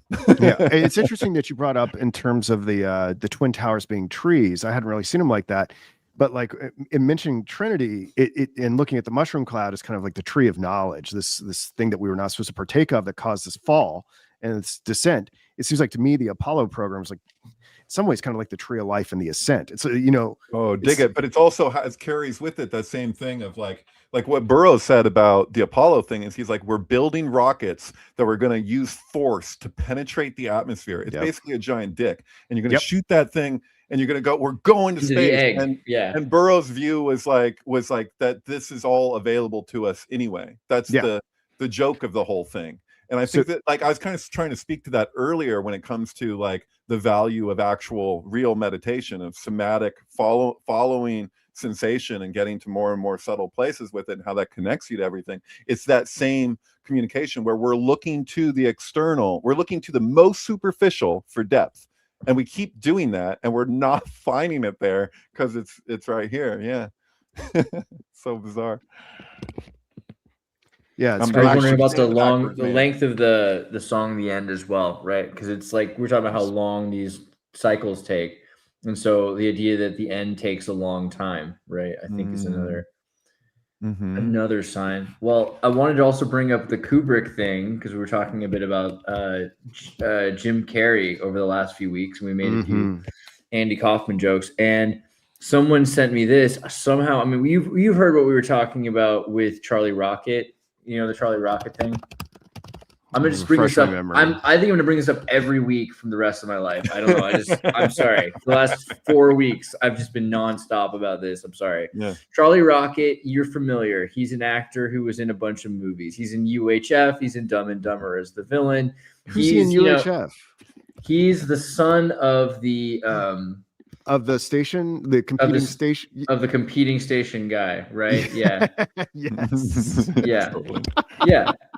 Right. And he's so funny and he's so good. He's clearly such a good-natured person. You can just feel it by looking at this wasp of a man. You know, like he must have been like a decent Anglo-Saxon psychopath, Protestant. He's just in so many movies. He's in just like incredible amounts of movies. And he was in Dumb and Dumber with Jim Carrey.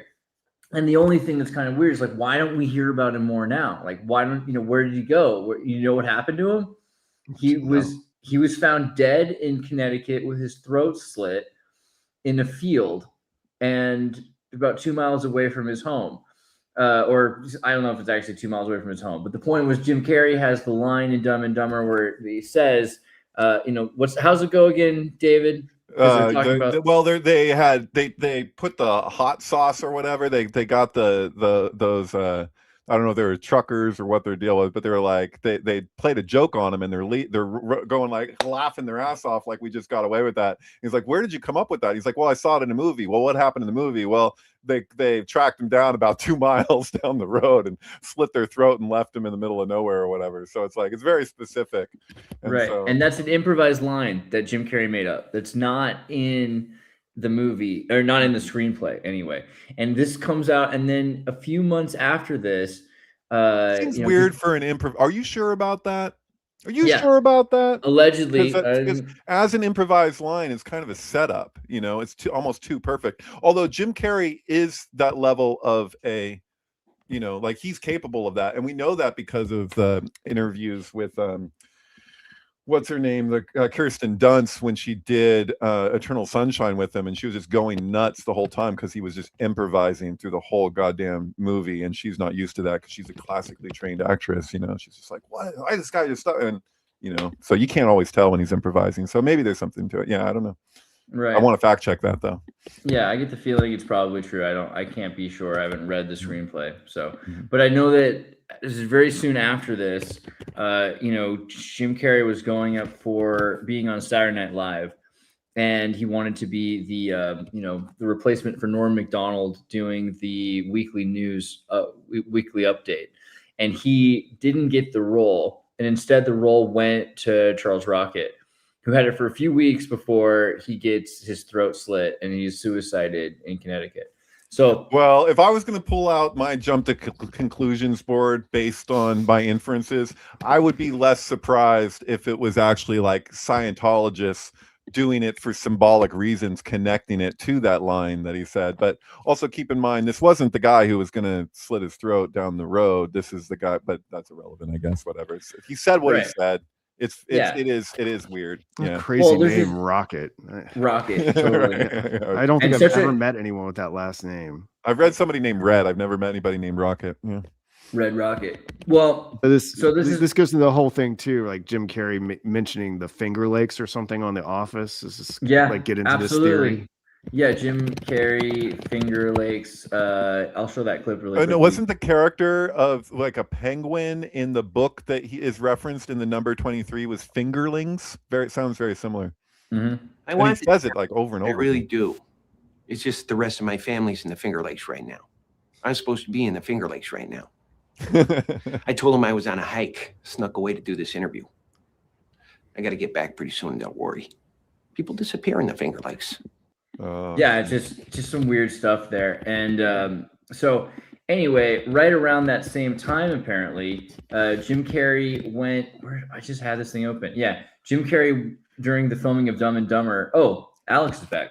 Alex, how's it going? Hey. Yo. Dude, you're familiar? We talked a bit about Jim Carrey and the Kubrick reference, and I've already posted this in the thing. But during the Dumb and Dumber filming in 1994, when and this is interesting because Ben Stiller getting associated with Zoolander being the only poster in the Nicolas Cage World Trade Center movie. When the plane flies over, the shadows cast on Zoolander has X-Files, all the symbology, mind control, and the connection. Okay, this is where his big $23 million check comes from.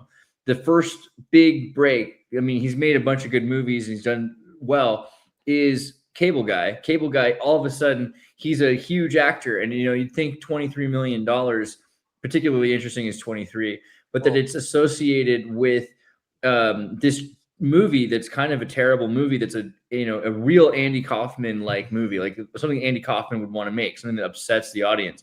Anyway, Jim Carrey checked out during the movie, in the hotel room for room 217 that The Shining at the Stanley Hotel. At the Stanley Hotel. I never heard this whole thing. Well, wait. This whole business about Carrey staying and demanding to be moved. I don't know if this is true or not, but I don't know. We'd have to verify this. This seems like something that's just it's too easy to just make the claim because it sounds so good. That going on the internet that it is. I mean, it's all worth paying attention to, but for sure. But I mean, I have an unpublished chapter about Jim Carrey as I'm basically pointing him out as a moonchild, and so his rise to fame is really interesting. 94 he's 3 movies in 1994 that launched him like a rocket to superstardom. And after Dumb and Dumber, his next project was Ace Ventura 2, but then the next one after that was The Cable Guy, which he got $20 million for, and was like a paid thing. But he had earlier in his career visualized a $10 million check that then came to him because of Dumb and Dumber. He wrote the check as a magical act. Yeah. Just as though he was gonna. Yeah. When I first heard him tell the story, I got like emotional because I thought he was saying that he literally put an actual check into his father's grave, like into his father's coffin. That was like a check he could have cashed. It's like, no, dude, this is a check he wrote. Just wrote it out as though he was going to receive it. He didn't actually give up any money, but no, there's like, it was the way that he communicated it. I was like, wait, what did he do? This was years ago. Give money to the devil, right? It's like Eddie Lynn talking about like the devil money that they burn. But no, that is like a landmark form type of exercise that's very like into, I'm going to manifest this for myself through the power of affirmation, and then he actualized it. It happened. So I just looked it up. Apparently, hotel guides, tour guides, including Kevin Lofi in his interviews, corroborated that Jim Carrey's room request was abrupt at 3 a.m. exit to a different property, attributing to an unspoken terror, though no primary evidence exists. Carrey pitched Daniels a meta-found footage horror on Dumb and Dumber 2's set, citing original shooting anomalies. So even Jim Carrey has brought it up when he shot Dumb and Dumber 2 that he felt like it should be included in part of the Dumb and Dumber. Are you saying that he actually did check into room 230 to room 217 of the Stanley Hotel? Yeah, it's confirmed. Well, if I was going to stay at the Stanley Hotel, I would do everything I could to get into room 217. Of course. And like during the filming of Dumb and Dumber, he felt like he had. Now he's hip to numerology. Yeah. Once you discard scientific rigor, you're no longer a mathematician. You're a numerologist. But he clearly during the making of Dumb and Dumber manifested this. I mean, to associate Dumb and Dumber with The Shining is pretty interesting. Like, he felt like I need to go do this right now. Like, right of all movies that you would feel that you needed to go to The Shining Hotel. And what is The Shining about? Really, it's about like Stanislavski level possession, that you become possessed by this character. Keep in mind that the actual hotel, yes, there is a Stanley Hotel and it is an inspiration, but there's a few, but there's one that's even more so, which is in Yosemite.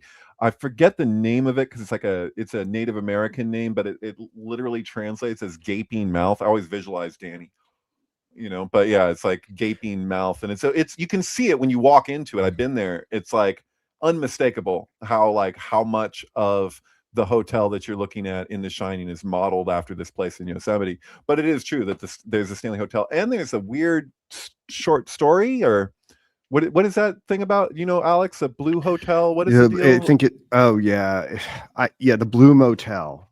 It's gosh, there's a whole rabbit hole there. Yeah.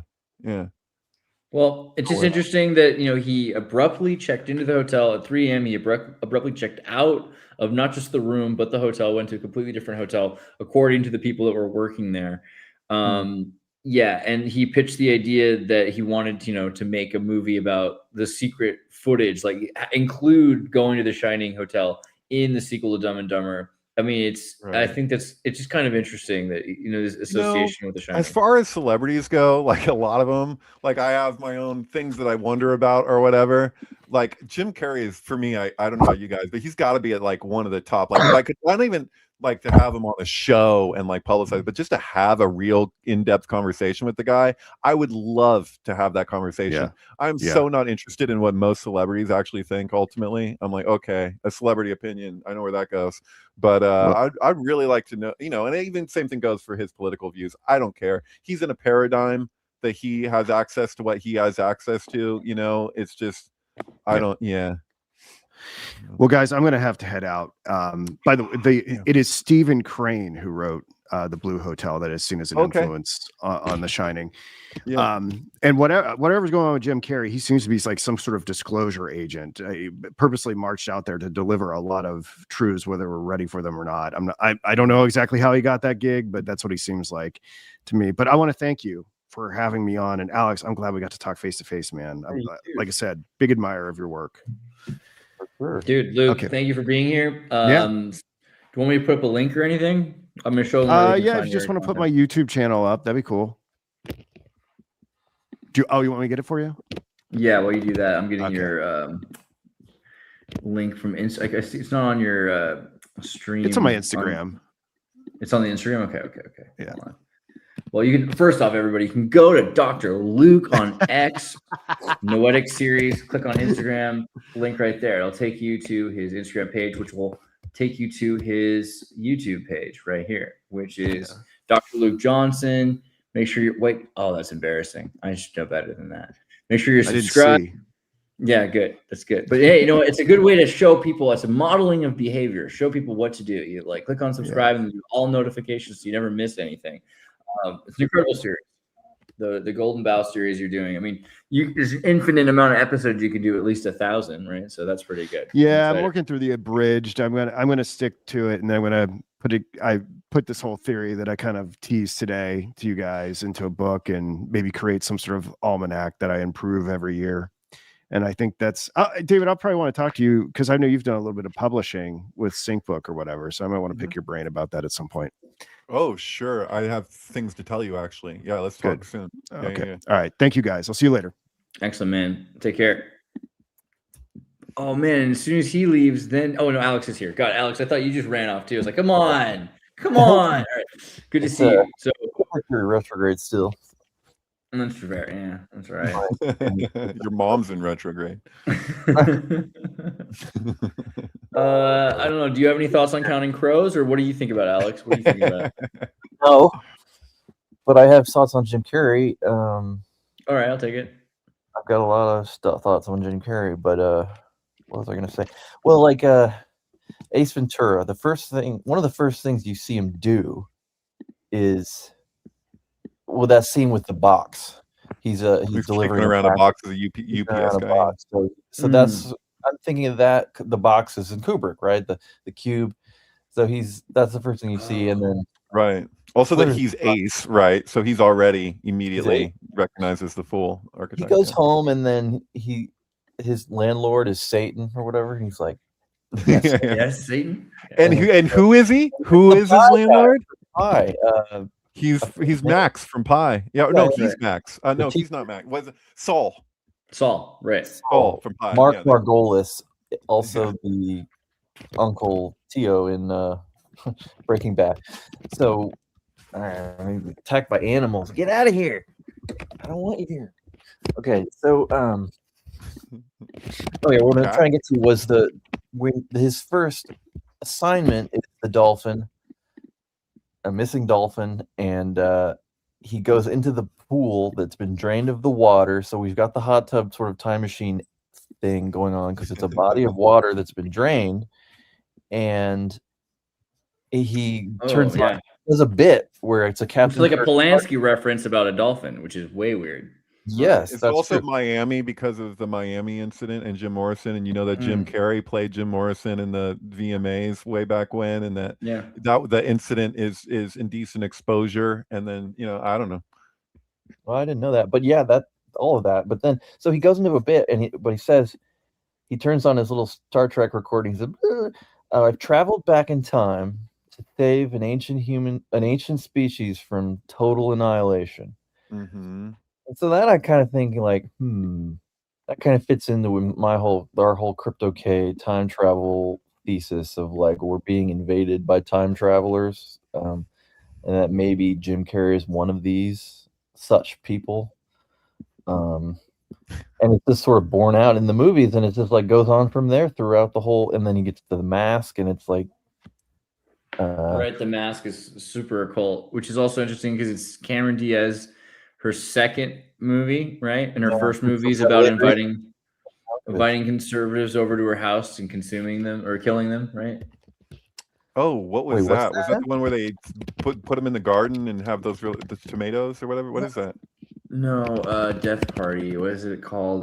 Very Bad Things. Very Bad Things. So she was a model or something. Is this right? Very Bad Things was about a bachelor party where a hooker dies, and she's the wife of the guy who kills the hooker. Yeah. The Last Supper. The Last Supper, of course. The Last Supper, which is a very Christian title, and it's about a bunch of this very important movie. I think everyone needs to see this movie. It's about woke Democrats who invite conservatives over to their house in order to have a conversation dinner with them and then kill them. It's like a do they have like tomato plants in their backyard, and there's like a burial spot for each person that they put the plant on. That's right. That's it. Yeah. And the symbol is a burning tomato, right? Oh, there you go. That's what that is. I am actually gonna get on this because you gotta see this movie. Nuts. I mean, even if you weren't into sync, just if you want the relevance of the woke hating the right wing and like Trump supporters and wanting to kill them, this movie is so contemporaneously poignant. And one of the interesting, Ron Perlman is in this movie as Rush Limbaugh, essentially, more or less. For all intents and purposes, yeah. The Hunt was another one like that, though. But yeah, where the elites hunt down. But this is first. I don't know if there was one like this before The Last Supper. And it's the first movie with Cameron Diaz, and it's the second. There was one kind of like it, but not with so much of the political bent, but Eating Raoul. That's fair. But this is still so clearly about like liberal derangement, and I mean it really is, because they realize they think it's justified, but they shouldn't be doing this, and that some of them start realizing that what they're doing is making them at least as bad as people with bad opinions, And then this Rush Limbaugh character says, I don't mind having these conversations with people because then I can explain my positions. And he's basically convincing the majority of them to consider that he's for them having their opinions and that they should share opinions. Right. It's like Charlie. Which really upsets one guy who really wants to kill all of the right wingers, right? But Last Supper, To the Mask, I think is really interesting that they would have Cameron Diaz, because she was known for nothing at that point. Right. Well, I mean, she was known for The Mask because that was her first role. I think, is that true? I thought Last Supper was first. No, The Mask was 94. And that was where she was discovered. Okay. And another thing about that one is that Jim Carrey's character's name is Stanley Ipkiss. So it's like another Stanley for you. Ipkiss that's an interesting name. But the green. I think that was that in the comic book too, though. Yeah. Yeah, for sure. And this is right afterwards. Interesting. Last Supper's her second movie. My bad. So Cameron Diaz runs from that. Yeah, well, she goes from that to this movie about cannibalism. I mean, that's totally irrelevant. And then, but her big breakout in Minnesota with Keanu Reeves. And Vincent D'Onofrio too. She's also in this really bad movie called Keys to Tulsa, which is oh god, I remember that. What's so bad about it? It's like I've never seen it. It's just really, I don't know. Okay, it's just a bad movie. I'll take it. I mean, it's got it's really cool. Like it seems like she doesn't want to be there at all. But it's like it seems relatable to Back to the Future syncs, right? Because you have what's his name? Dude. Mythoclass says that Keanu is back touring with new album for Dogstar. Dogstar's back.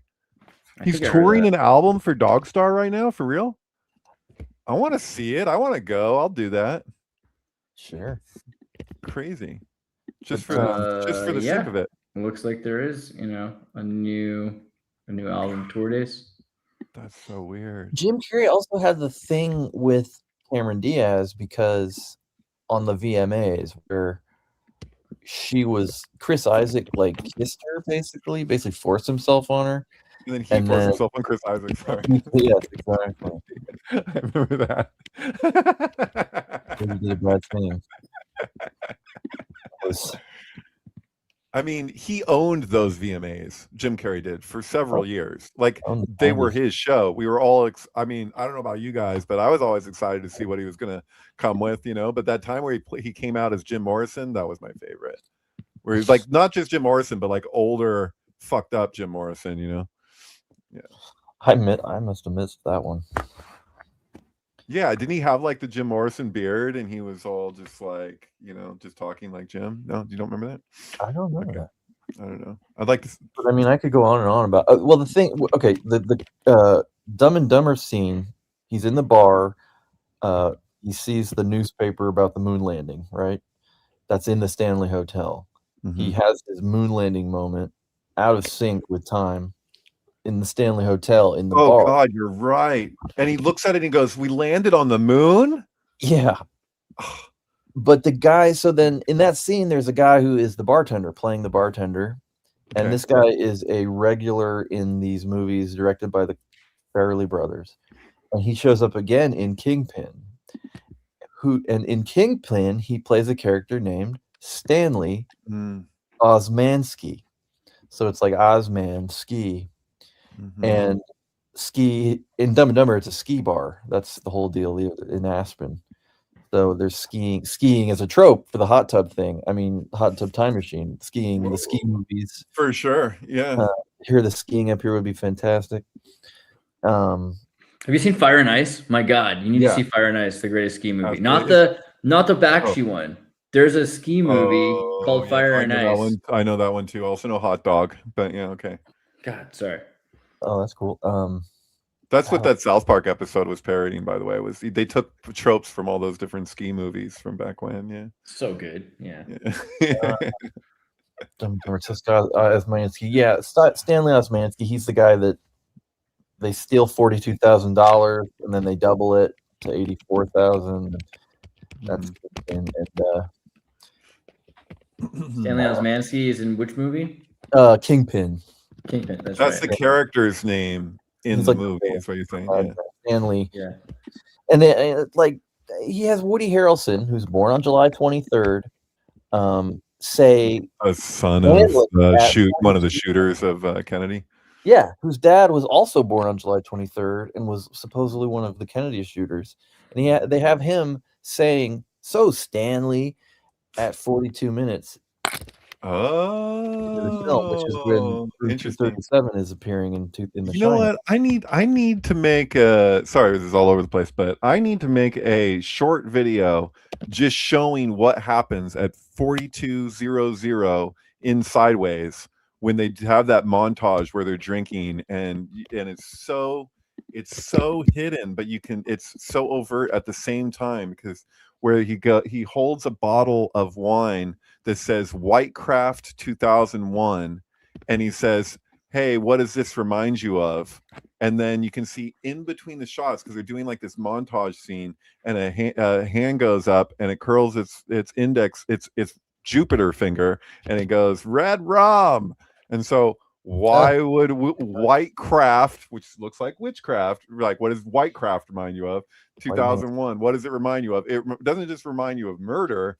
It reminds you of Stanley of Tony, like it's too weird, but yeah, that's good. Yeah. Well, I thought it was interesting just the sync of the Amish in Kingpin, right? Because you've got this whole thing where he's like the witness to this major crime, which is kind of, Harrison Ford's character in The Witness is Harrison Ford is John Book, right? Which is the book of John. So sure. This is the revelation, the Amish and the revelation, and this is revealed, and this is all you're seen right. by the witness. That's crazy. It's also crazy that it's Randy Quaid of all people who accused very specific people. Like, if you want to talk, like, I mean, take from it what you will, but I mean, he's like pretty Independence Day. Yeah, he's telling you that like these people like Heath Ledger and what the Crow, Bruce Lee's son, Brandon Lee, that those were all like ritual Hollywood deaths that were like purposeful and shit. Like, that's really interesting that you're absolutely right. He's basically playing the kid in Witness. Yeah. Who, by the way, grew up to be a big actor. Who's the kid in Witness? Can we look that up? Witness 85. Starring.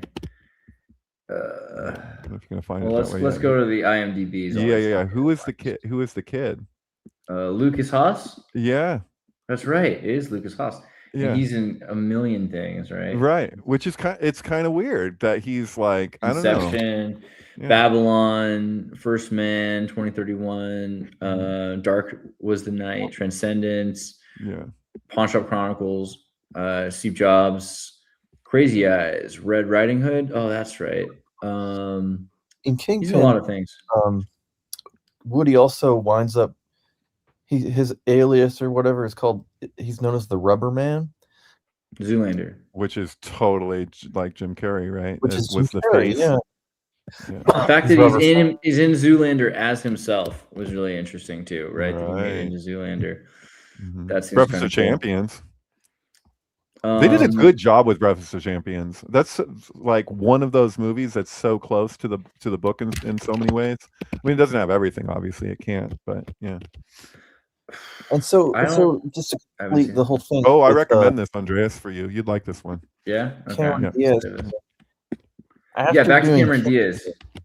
Well, yeah. After doing Kingpin, the Farley brothers make There's Something About Mary, which is what launched Cameron Diaz to real superstardom. And that's the movie that came out 237 days before Stanley Kubrick died. But right before she's in that movie, she's in Fear and Loathing in Las Vegas as the blonde reporter. Which is like when people don't think about how interesting Cameron Diaz's choices of movies are, right? So The Mask, Something About Mary, The Last Supper, Shrek, right? Because to go from The Mask to Shrek, where she becomes the Green Man, right? She's that's a good point, actually. Yeah, because Jim Carrey's always got that. He's got that Green Man symbolism. Even in other places, you'll see references to it if you're paying attention. That's weird, dude. A 2001 release. And then she does Vanilla Sky the same year, which is like people don't think about how she's doing both Shrek and Vanilla Sky at the same time. And Vanilla Sky is about someone who, is destroying. They can't handle reality, so they're destroying reality, right? Is she playing Nicole Kidman in Vanilla Sky? Like, there's something weird there because this is the next movie I think that Tom Cruise did after Eyes Wide Shut, right? And so he was with Nicole Kidman. He breaks up with Nicole Kidman. He ends up with Penelope Cruz, who he's with in this movie, as well as Cameron Diaz. And he actually goes like back and forth between the two characters. Like he's deranged, so he can't tell which one is which one he killed or whatever. Remember? Like, yeah, that's weird. Yeah. Which is very Lynchian, Lost Highway kind of. Oh, for sure. Yeah. You got it. It's important to see open your eyes if you're into these, like the meta film that we're all kind of watching that everything's kind of contributing to. Like open your eyes. That was the basis of Vanilla Sky. Is pretty significant. Yeah. But also, like, apparently she's in Minority Report. Like, just briefly, she's a bus passenger, unaccredited, which I think says something that she chose to be in Minority Report, not even for the pay, not even for like the name's sake, that she's just an extra. And what is she an extra in? She's in the bus, right? She's in the bus. She's one of the passengers that's, in flow state on the bus going over the bridge, right? Going bridge. It seems like there's definitely some Scientology flirtation going on with Cameron Diaz at that point, for sure. Well, all right. So, I mean, it all coalesces with like being John Malkovich. I've probably repeated myself more times. The whole arc of her career like leads up to There's Something About Mary and Being John Malkovich, which are both released equidistantly from Kubrick's. Oh, yeah. So 237 days before Kubrick's death was Being John Malkovich, yeah. And There's Something About Mary, and they both share like 2 or 3 different actors and very similar. There's themes. Who are the other actors that are shared? Well, one of them is W. Earl Brown, he's actually in Vanilla Sky too. He follows them all around. He's he was in Deadwood. He plays their retarded brother in There's Something About Mary, Warren, the guy who covers his ears. And he shows up in Being John Malkovich as the first guy to enter Malkovich as a customer. So you think about it, like Being John Malkovich, he is there. He has a session with his ears, cover his ears. Right. Malkovich, they're crawling in people's heads with basically through the ear canal, or he literally crawls into someone's head basically through the ear canal. And so that is a weird connection, dude. I never thought. Yeah. Don't touch his ears, and then that's the thing is that he lets him, and then that Ben Stiller's okay because he's allowed to touch his ears because he's not going to crawl in them or something. I don't know. And then there's another actor. His name is Willie Garson. He's pretty well known. He was in like Sex and the City and some other stuff, but he plays the chiropractor and There's Something About Mary. He's one of the guys, just one of their crew. He has really long hair in that movie, then it gets cut short. But then he shows up in Being John Malkovich as a guy who he runs into John Malkovich at dinner and he walks up to him and he says, "Hey, I loved you in that movie where you played that retarded guy." Right. Love how you guys are representing retarded people. Like they basically made him say that word. So he's in both movies, and then there's something about Mary. It's specifically all about that. So there's and Zoolander back to back to Ben Stiller's association with her. You know, right? That's true. So there's weird crosstalk going on between those two movies, and of course Cameron Diaz is in both of them and playing like almost completely opposite characters. But yeah, her name. I do anagrams sometimes. One of them I like here is Cameron Diaz anagram. Arc Oz Maiden. Oz Maiden. Arc. No. ARC. So nothing beats I Turn Black Keys for Stanley Kubrick. Yeah, that's for sure. That's the one, and that one gets crazy. Bill and I were just talking about that. Like that actually goes somewhere. Look at the numbers of the keys and everything going. Yeah. Mm-hmm. I haven't really watched it in a long time. I only kind of saw it when it came out, but I know she's also in the Green Hornet, which is back to the Green Man thing. Like, which was originally Bruce Lee. Mm-hmm. Bruce Lee also was a comic Green Hornet, which is actually wasn't he? Or no, he had done that prior to when he was training Sharon Tate. I think so. Did you know that Noel lives about 3 or 4 houses from Bruce Lee's old house? And there's like in Oakland. Yeah. We drove by it like several times. I was like, this is weird because it looks like we're scoping out somebody's residence because it's just in Oakland, you know, like it's not something you should be doing. But like there's a little picture of a karate kick on the building somewhere just so that people know like it's like a historic place essentially. But it's weird, right? Like that they, you know, would kill, like essentially that they would kill his son in such a, you know, to film it like that, right? Like to make it, it's so weird. And I've never actually gotten a, maybe I should look up now with AI or something, but I never really gotten a good answer on, because it looks as though, because you know when he jumps back up, so he gets shot at the table, one end of the table to the other, he goes down, and apparently that's him getting shot by a gun that wasn't supposed to. It's like what happened with Alec Baldwin or whatever. It's supposed to be shrapnel or something was in the gun or something. It's like some extra thing, I don't know.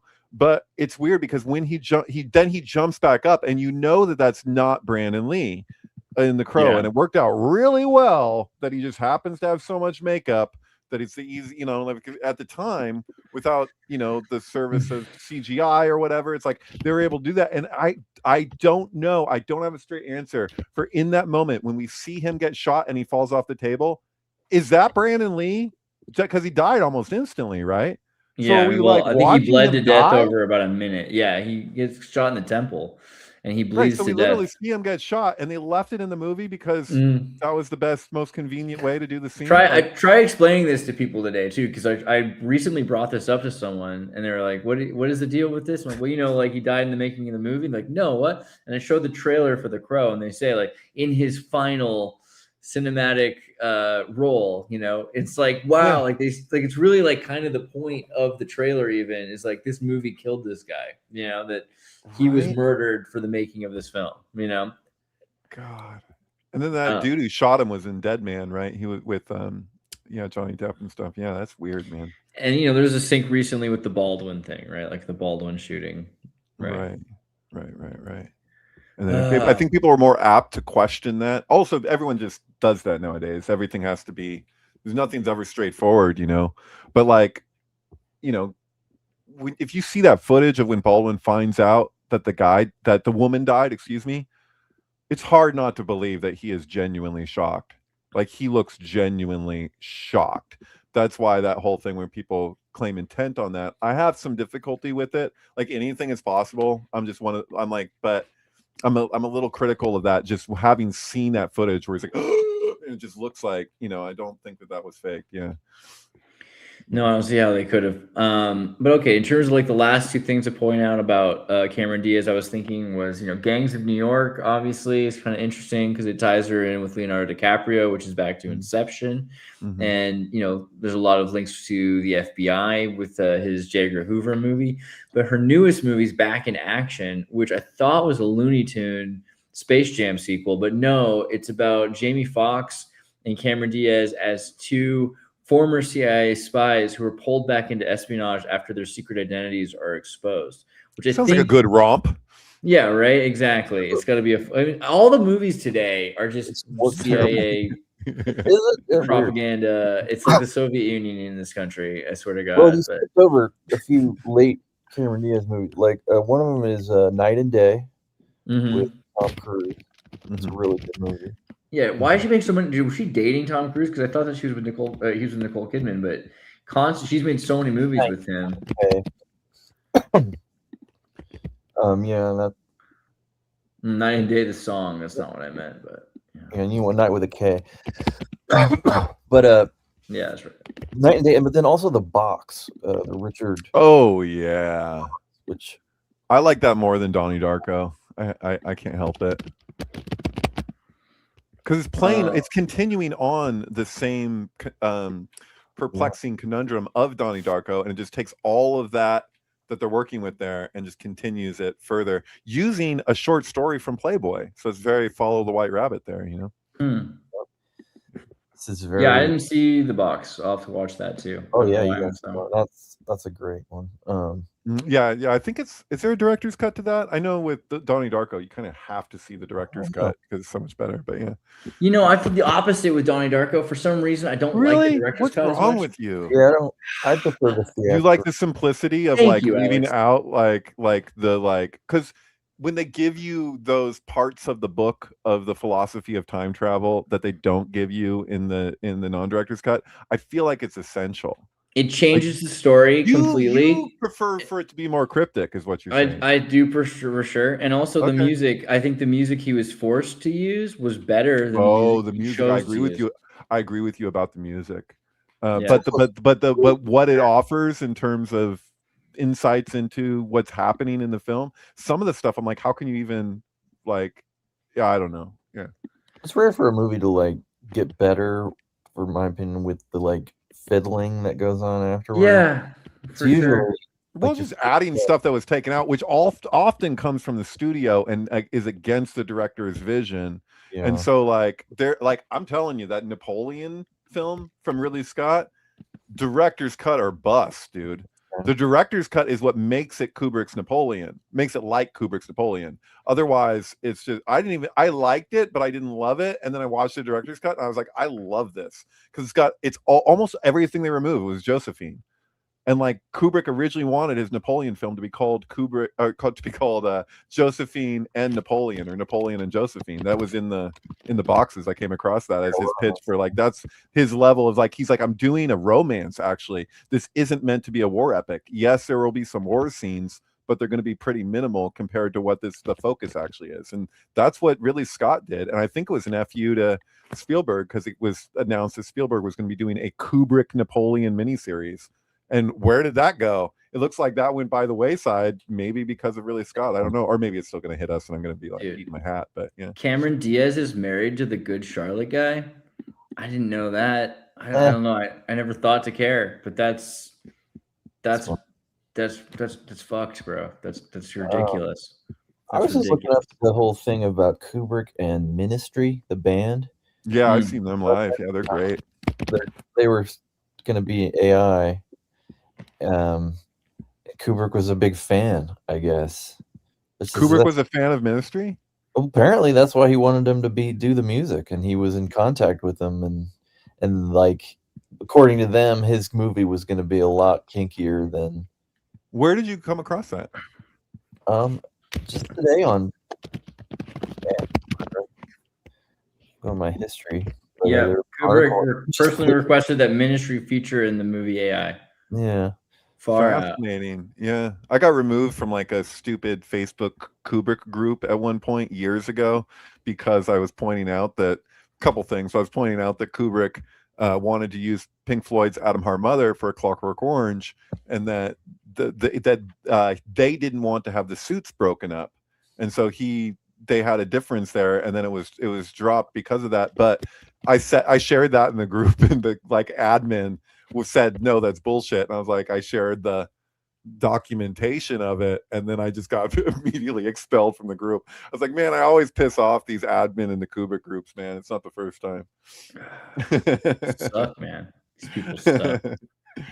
You went over my helmet? Okay, are we at towards the end of the show now? Is that what's happening? And he caught me. All right. So David Charles Plate, MK Ultrasound 723 on X. You can watch his sync films by clicking on the link to the sync book. Also in media right here. He's got highlights in media. Actually, no highlights. Yeah. Yeah. But media is good too, just to see all the stuff that you post. Some of this stuff's fun. Yeah. Highlights is where all the sync films are, except they're also on the link in his description up here to the sync book. And he's got 1080p and higher like HD rips of his sync films with great music synced. These are important synchro symbology. You already know. You got to watch these. Everybody watch the sync flicks where you find out what they're trying to hide in plain sight with sounds that will distract you from the truth. And Bill and I last night were projecting directly from the website onto the screen in my living room, and it was so easy because you could on a projector you can just do that now. So I've done that a few times for people because it's like you walk into a random house and there's going to be like a party going on or something. Just go to the sync book, put up one of these flicks, and then it's immediate conversation piece. Like, what the hell is that? Oh, I think I've seen this movie, or what have I heard of this movie? Or, oh, I know this song. Oh, and then you mix it together. Like, wow, this is a deep exploration into your own psyche and the zeitgeist of culture. Yeah, Mitchell's and the Machines, I still think with Florence and the Machine is just so good. It's such an important one. I'm surprised that movie doesn't get talked about more, even just on its own in the first place, as how it relates to like Elon Musk and everything. Like the robots are the same damn robots that are actually being built. It's pretty crazy. Yeah, and the Zuckerberg thing going. I mean, seriously, and this is a movie designed to show kids. Like, there's like a scene. They're like, "Oh, this scene's too violent," so they Instagram face app the pictures so that they all have nice, cat faces and everything looks cute, so that you can watch this violent scene because it's got filters on it. So filters to make it look acceptable to the human eye. So make sure you follow David Charles Plate. Go to Cryptocubrology. You have to check out Alex's blog. He's got a number of really good posts. The guy's always doing synchro mystic work. He's been doing it for years. What can I say? Some of this is incredible conversations. Others are journals, essays he's written. There's just tons of different things. I would say you have to at least make sure you read the Men in Black article. It's not super long. It's something that you can definitely get through, but it's deep and concrete and has a lot of things to say. And he's got tons of other things. So you should subscribe so that you know more than other people, because otherwise you're stupid. That's just don't be an uninitiated Annie or something. Uninitiated Ned. I don't know. We need a nickname for uninitiated Andy sounds pretty bad actually. You wouldn't want to be that. All right. We'll do, I think tomorrow is a news show. So we'll get back to that. But thank you for being here and we'll see you next week. Thank you.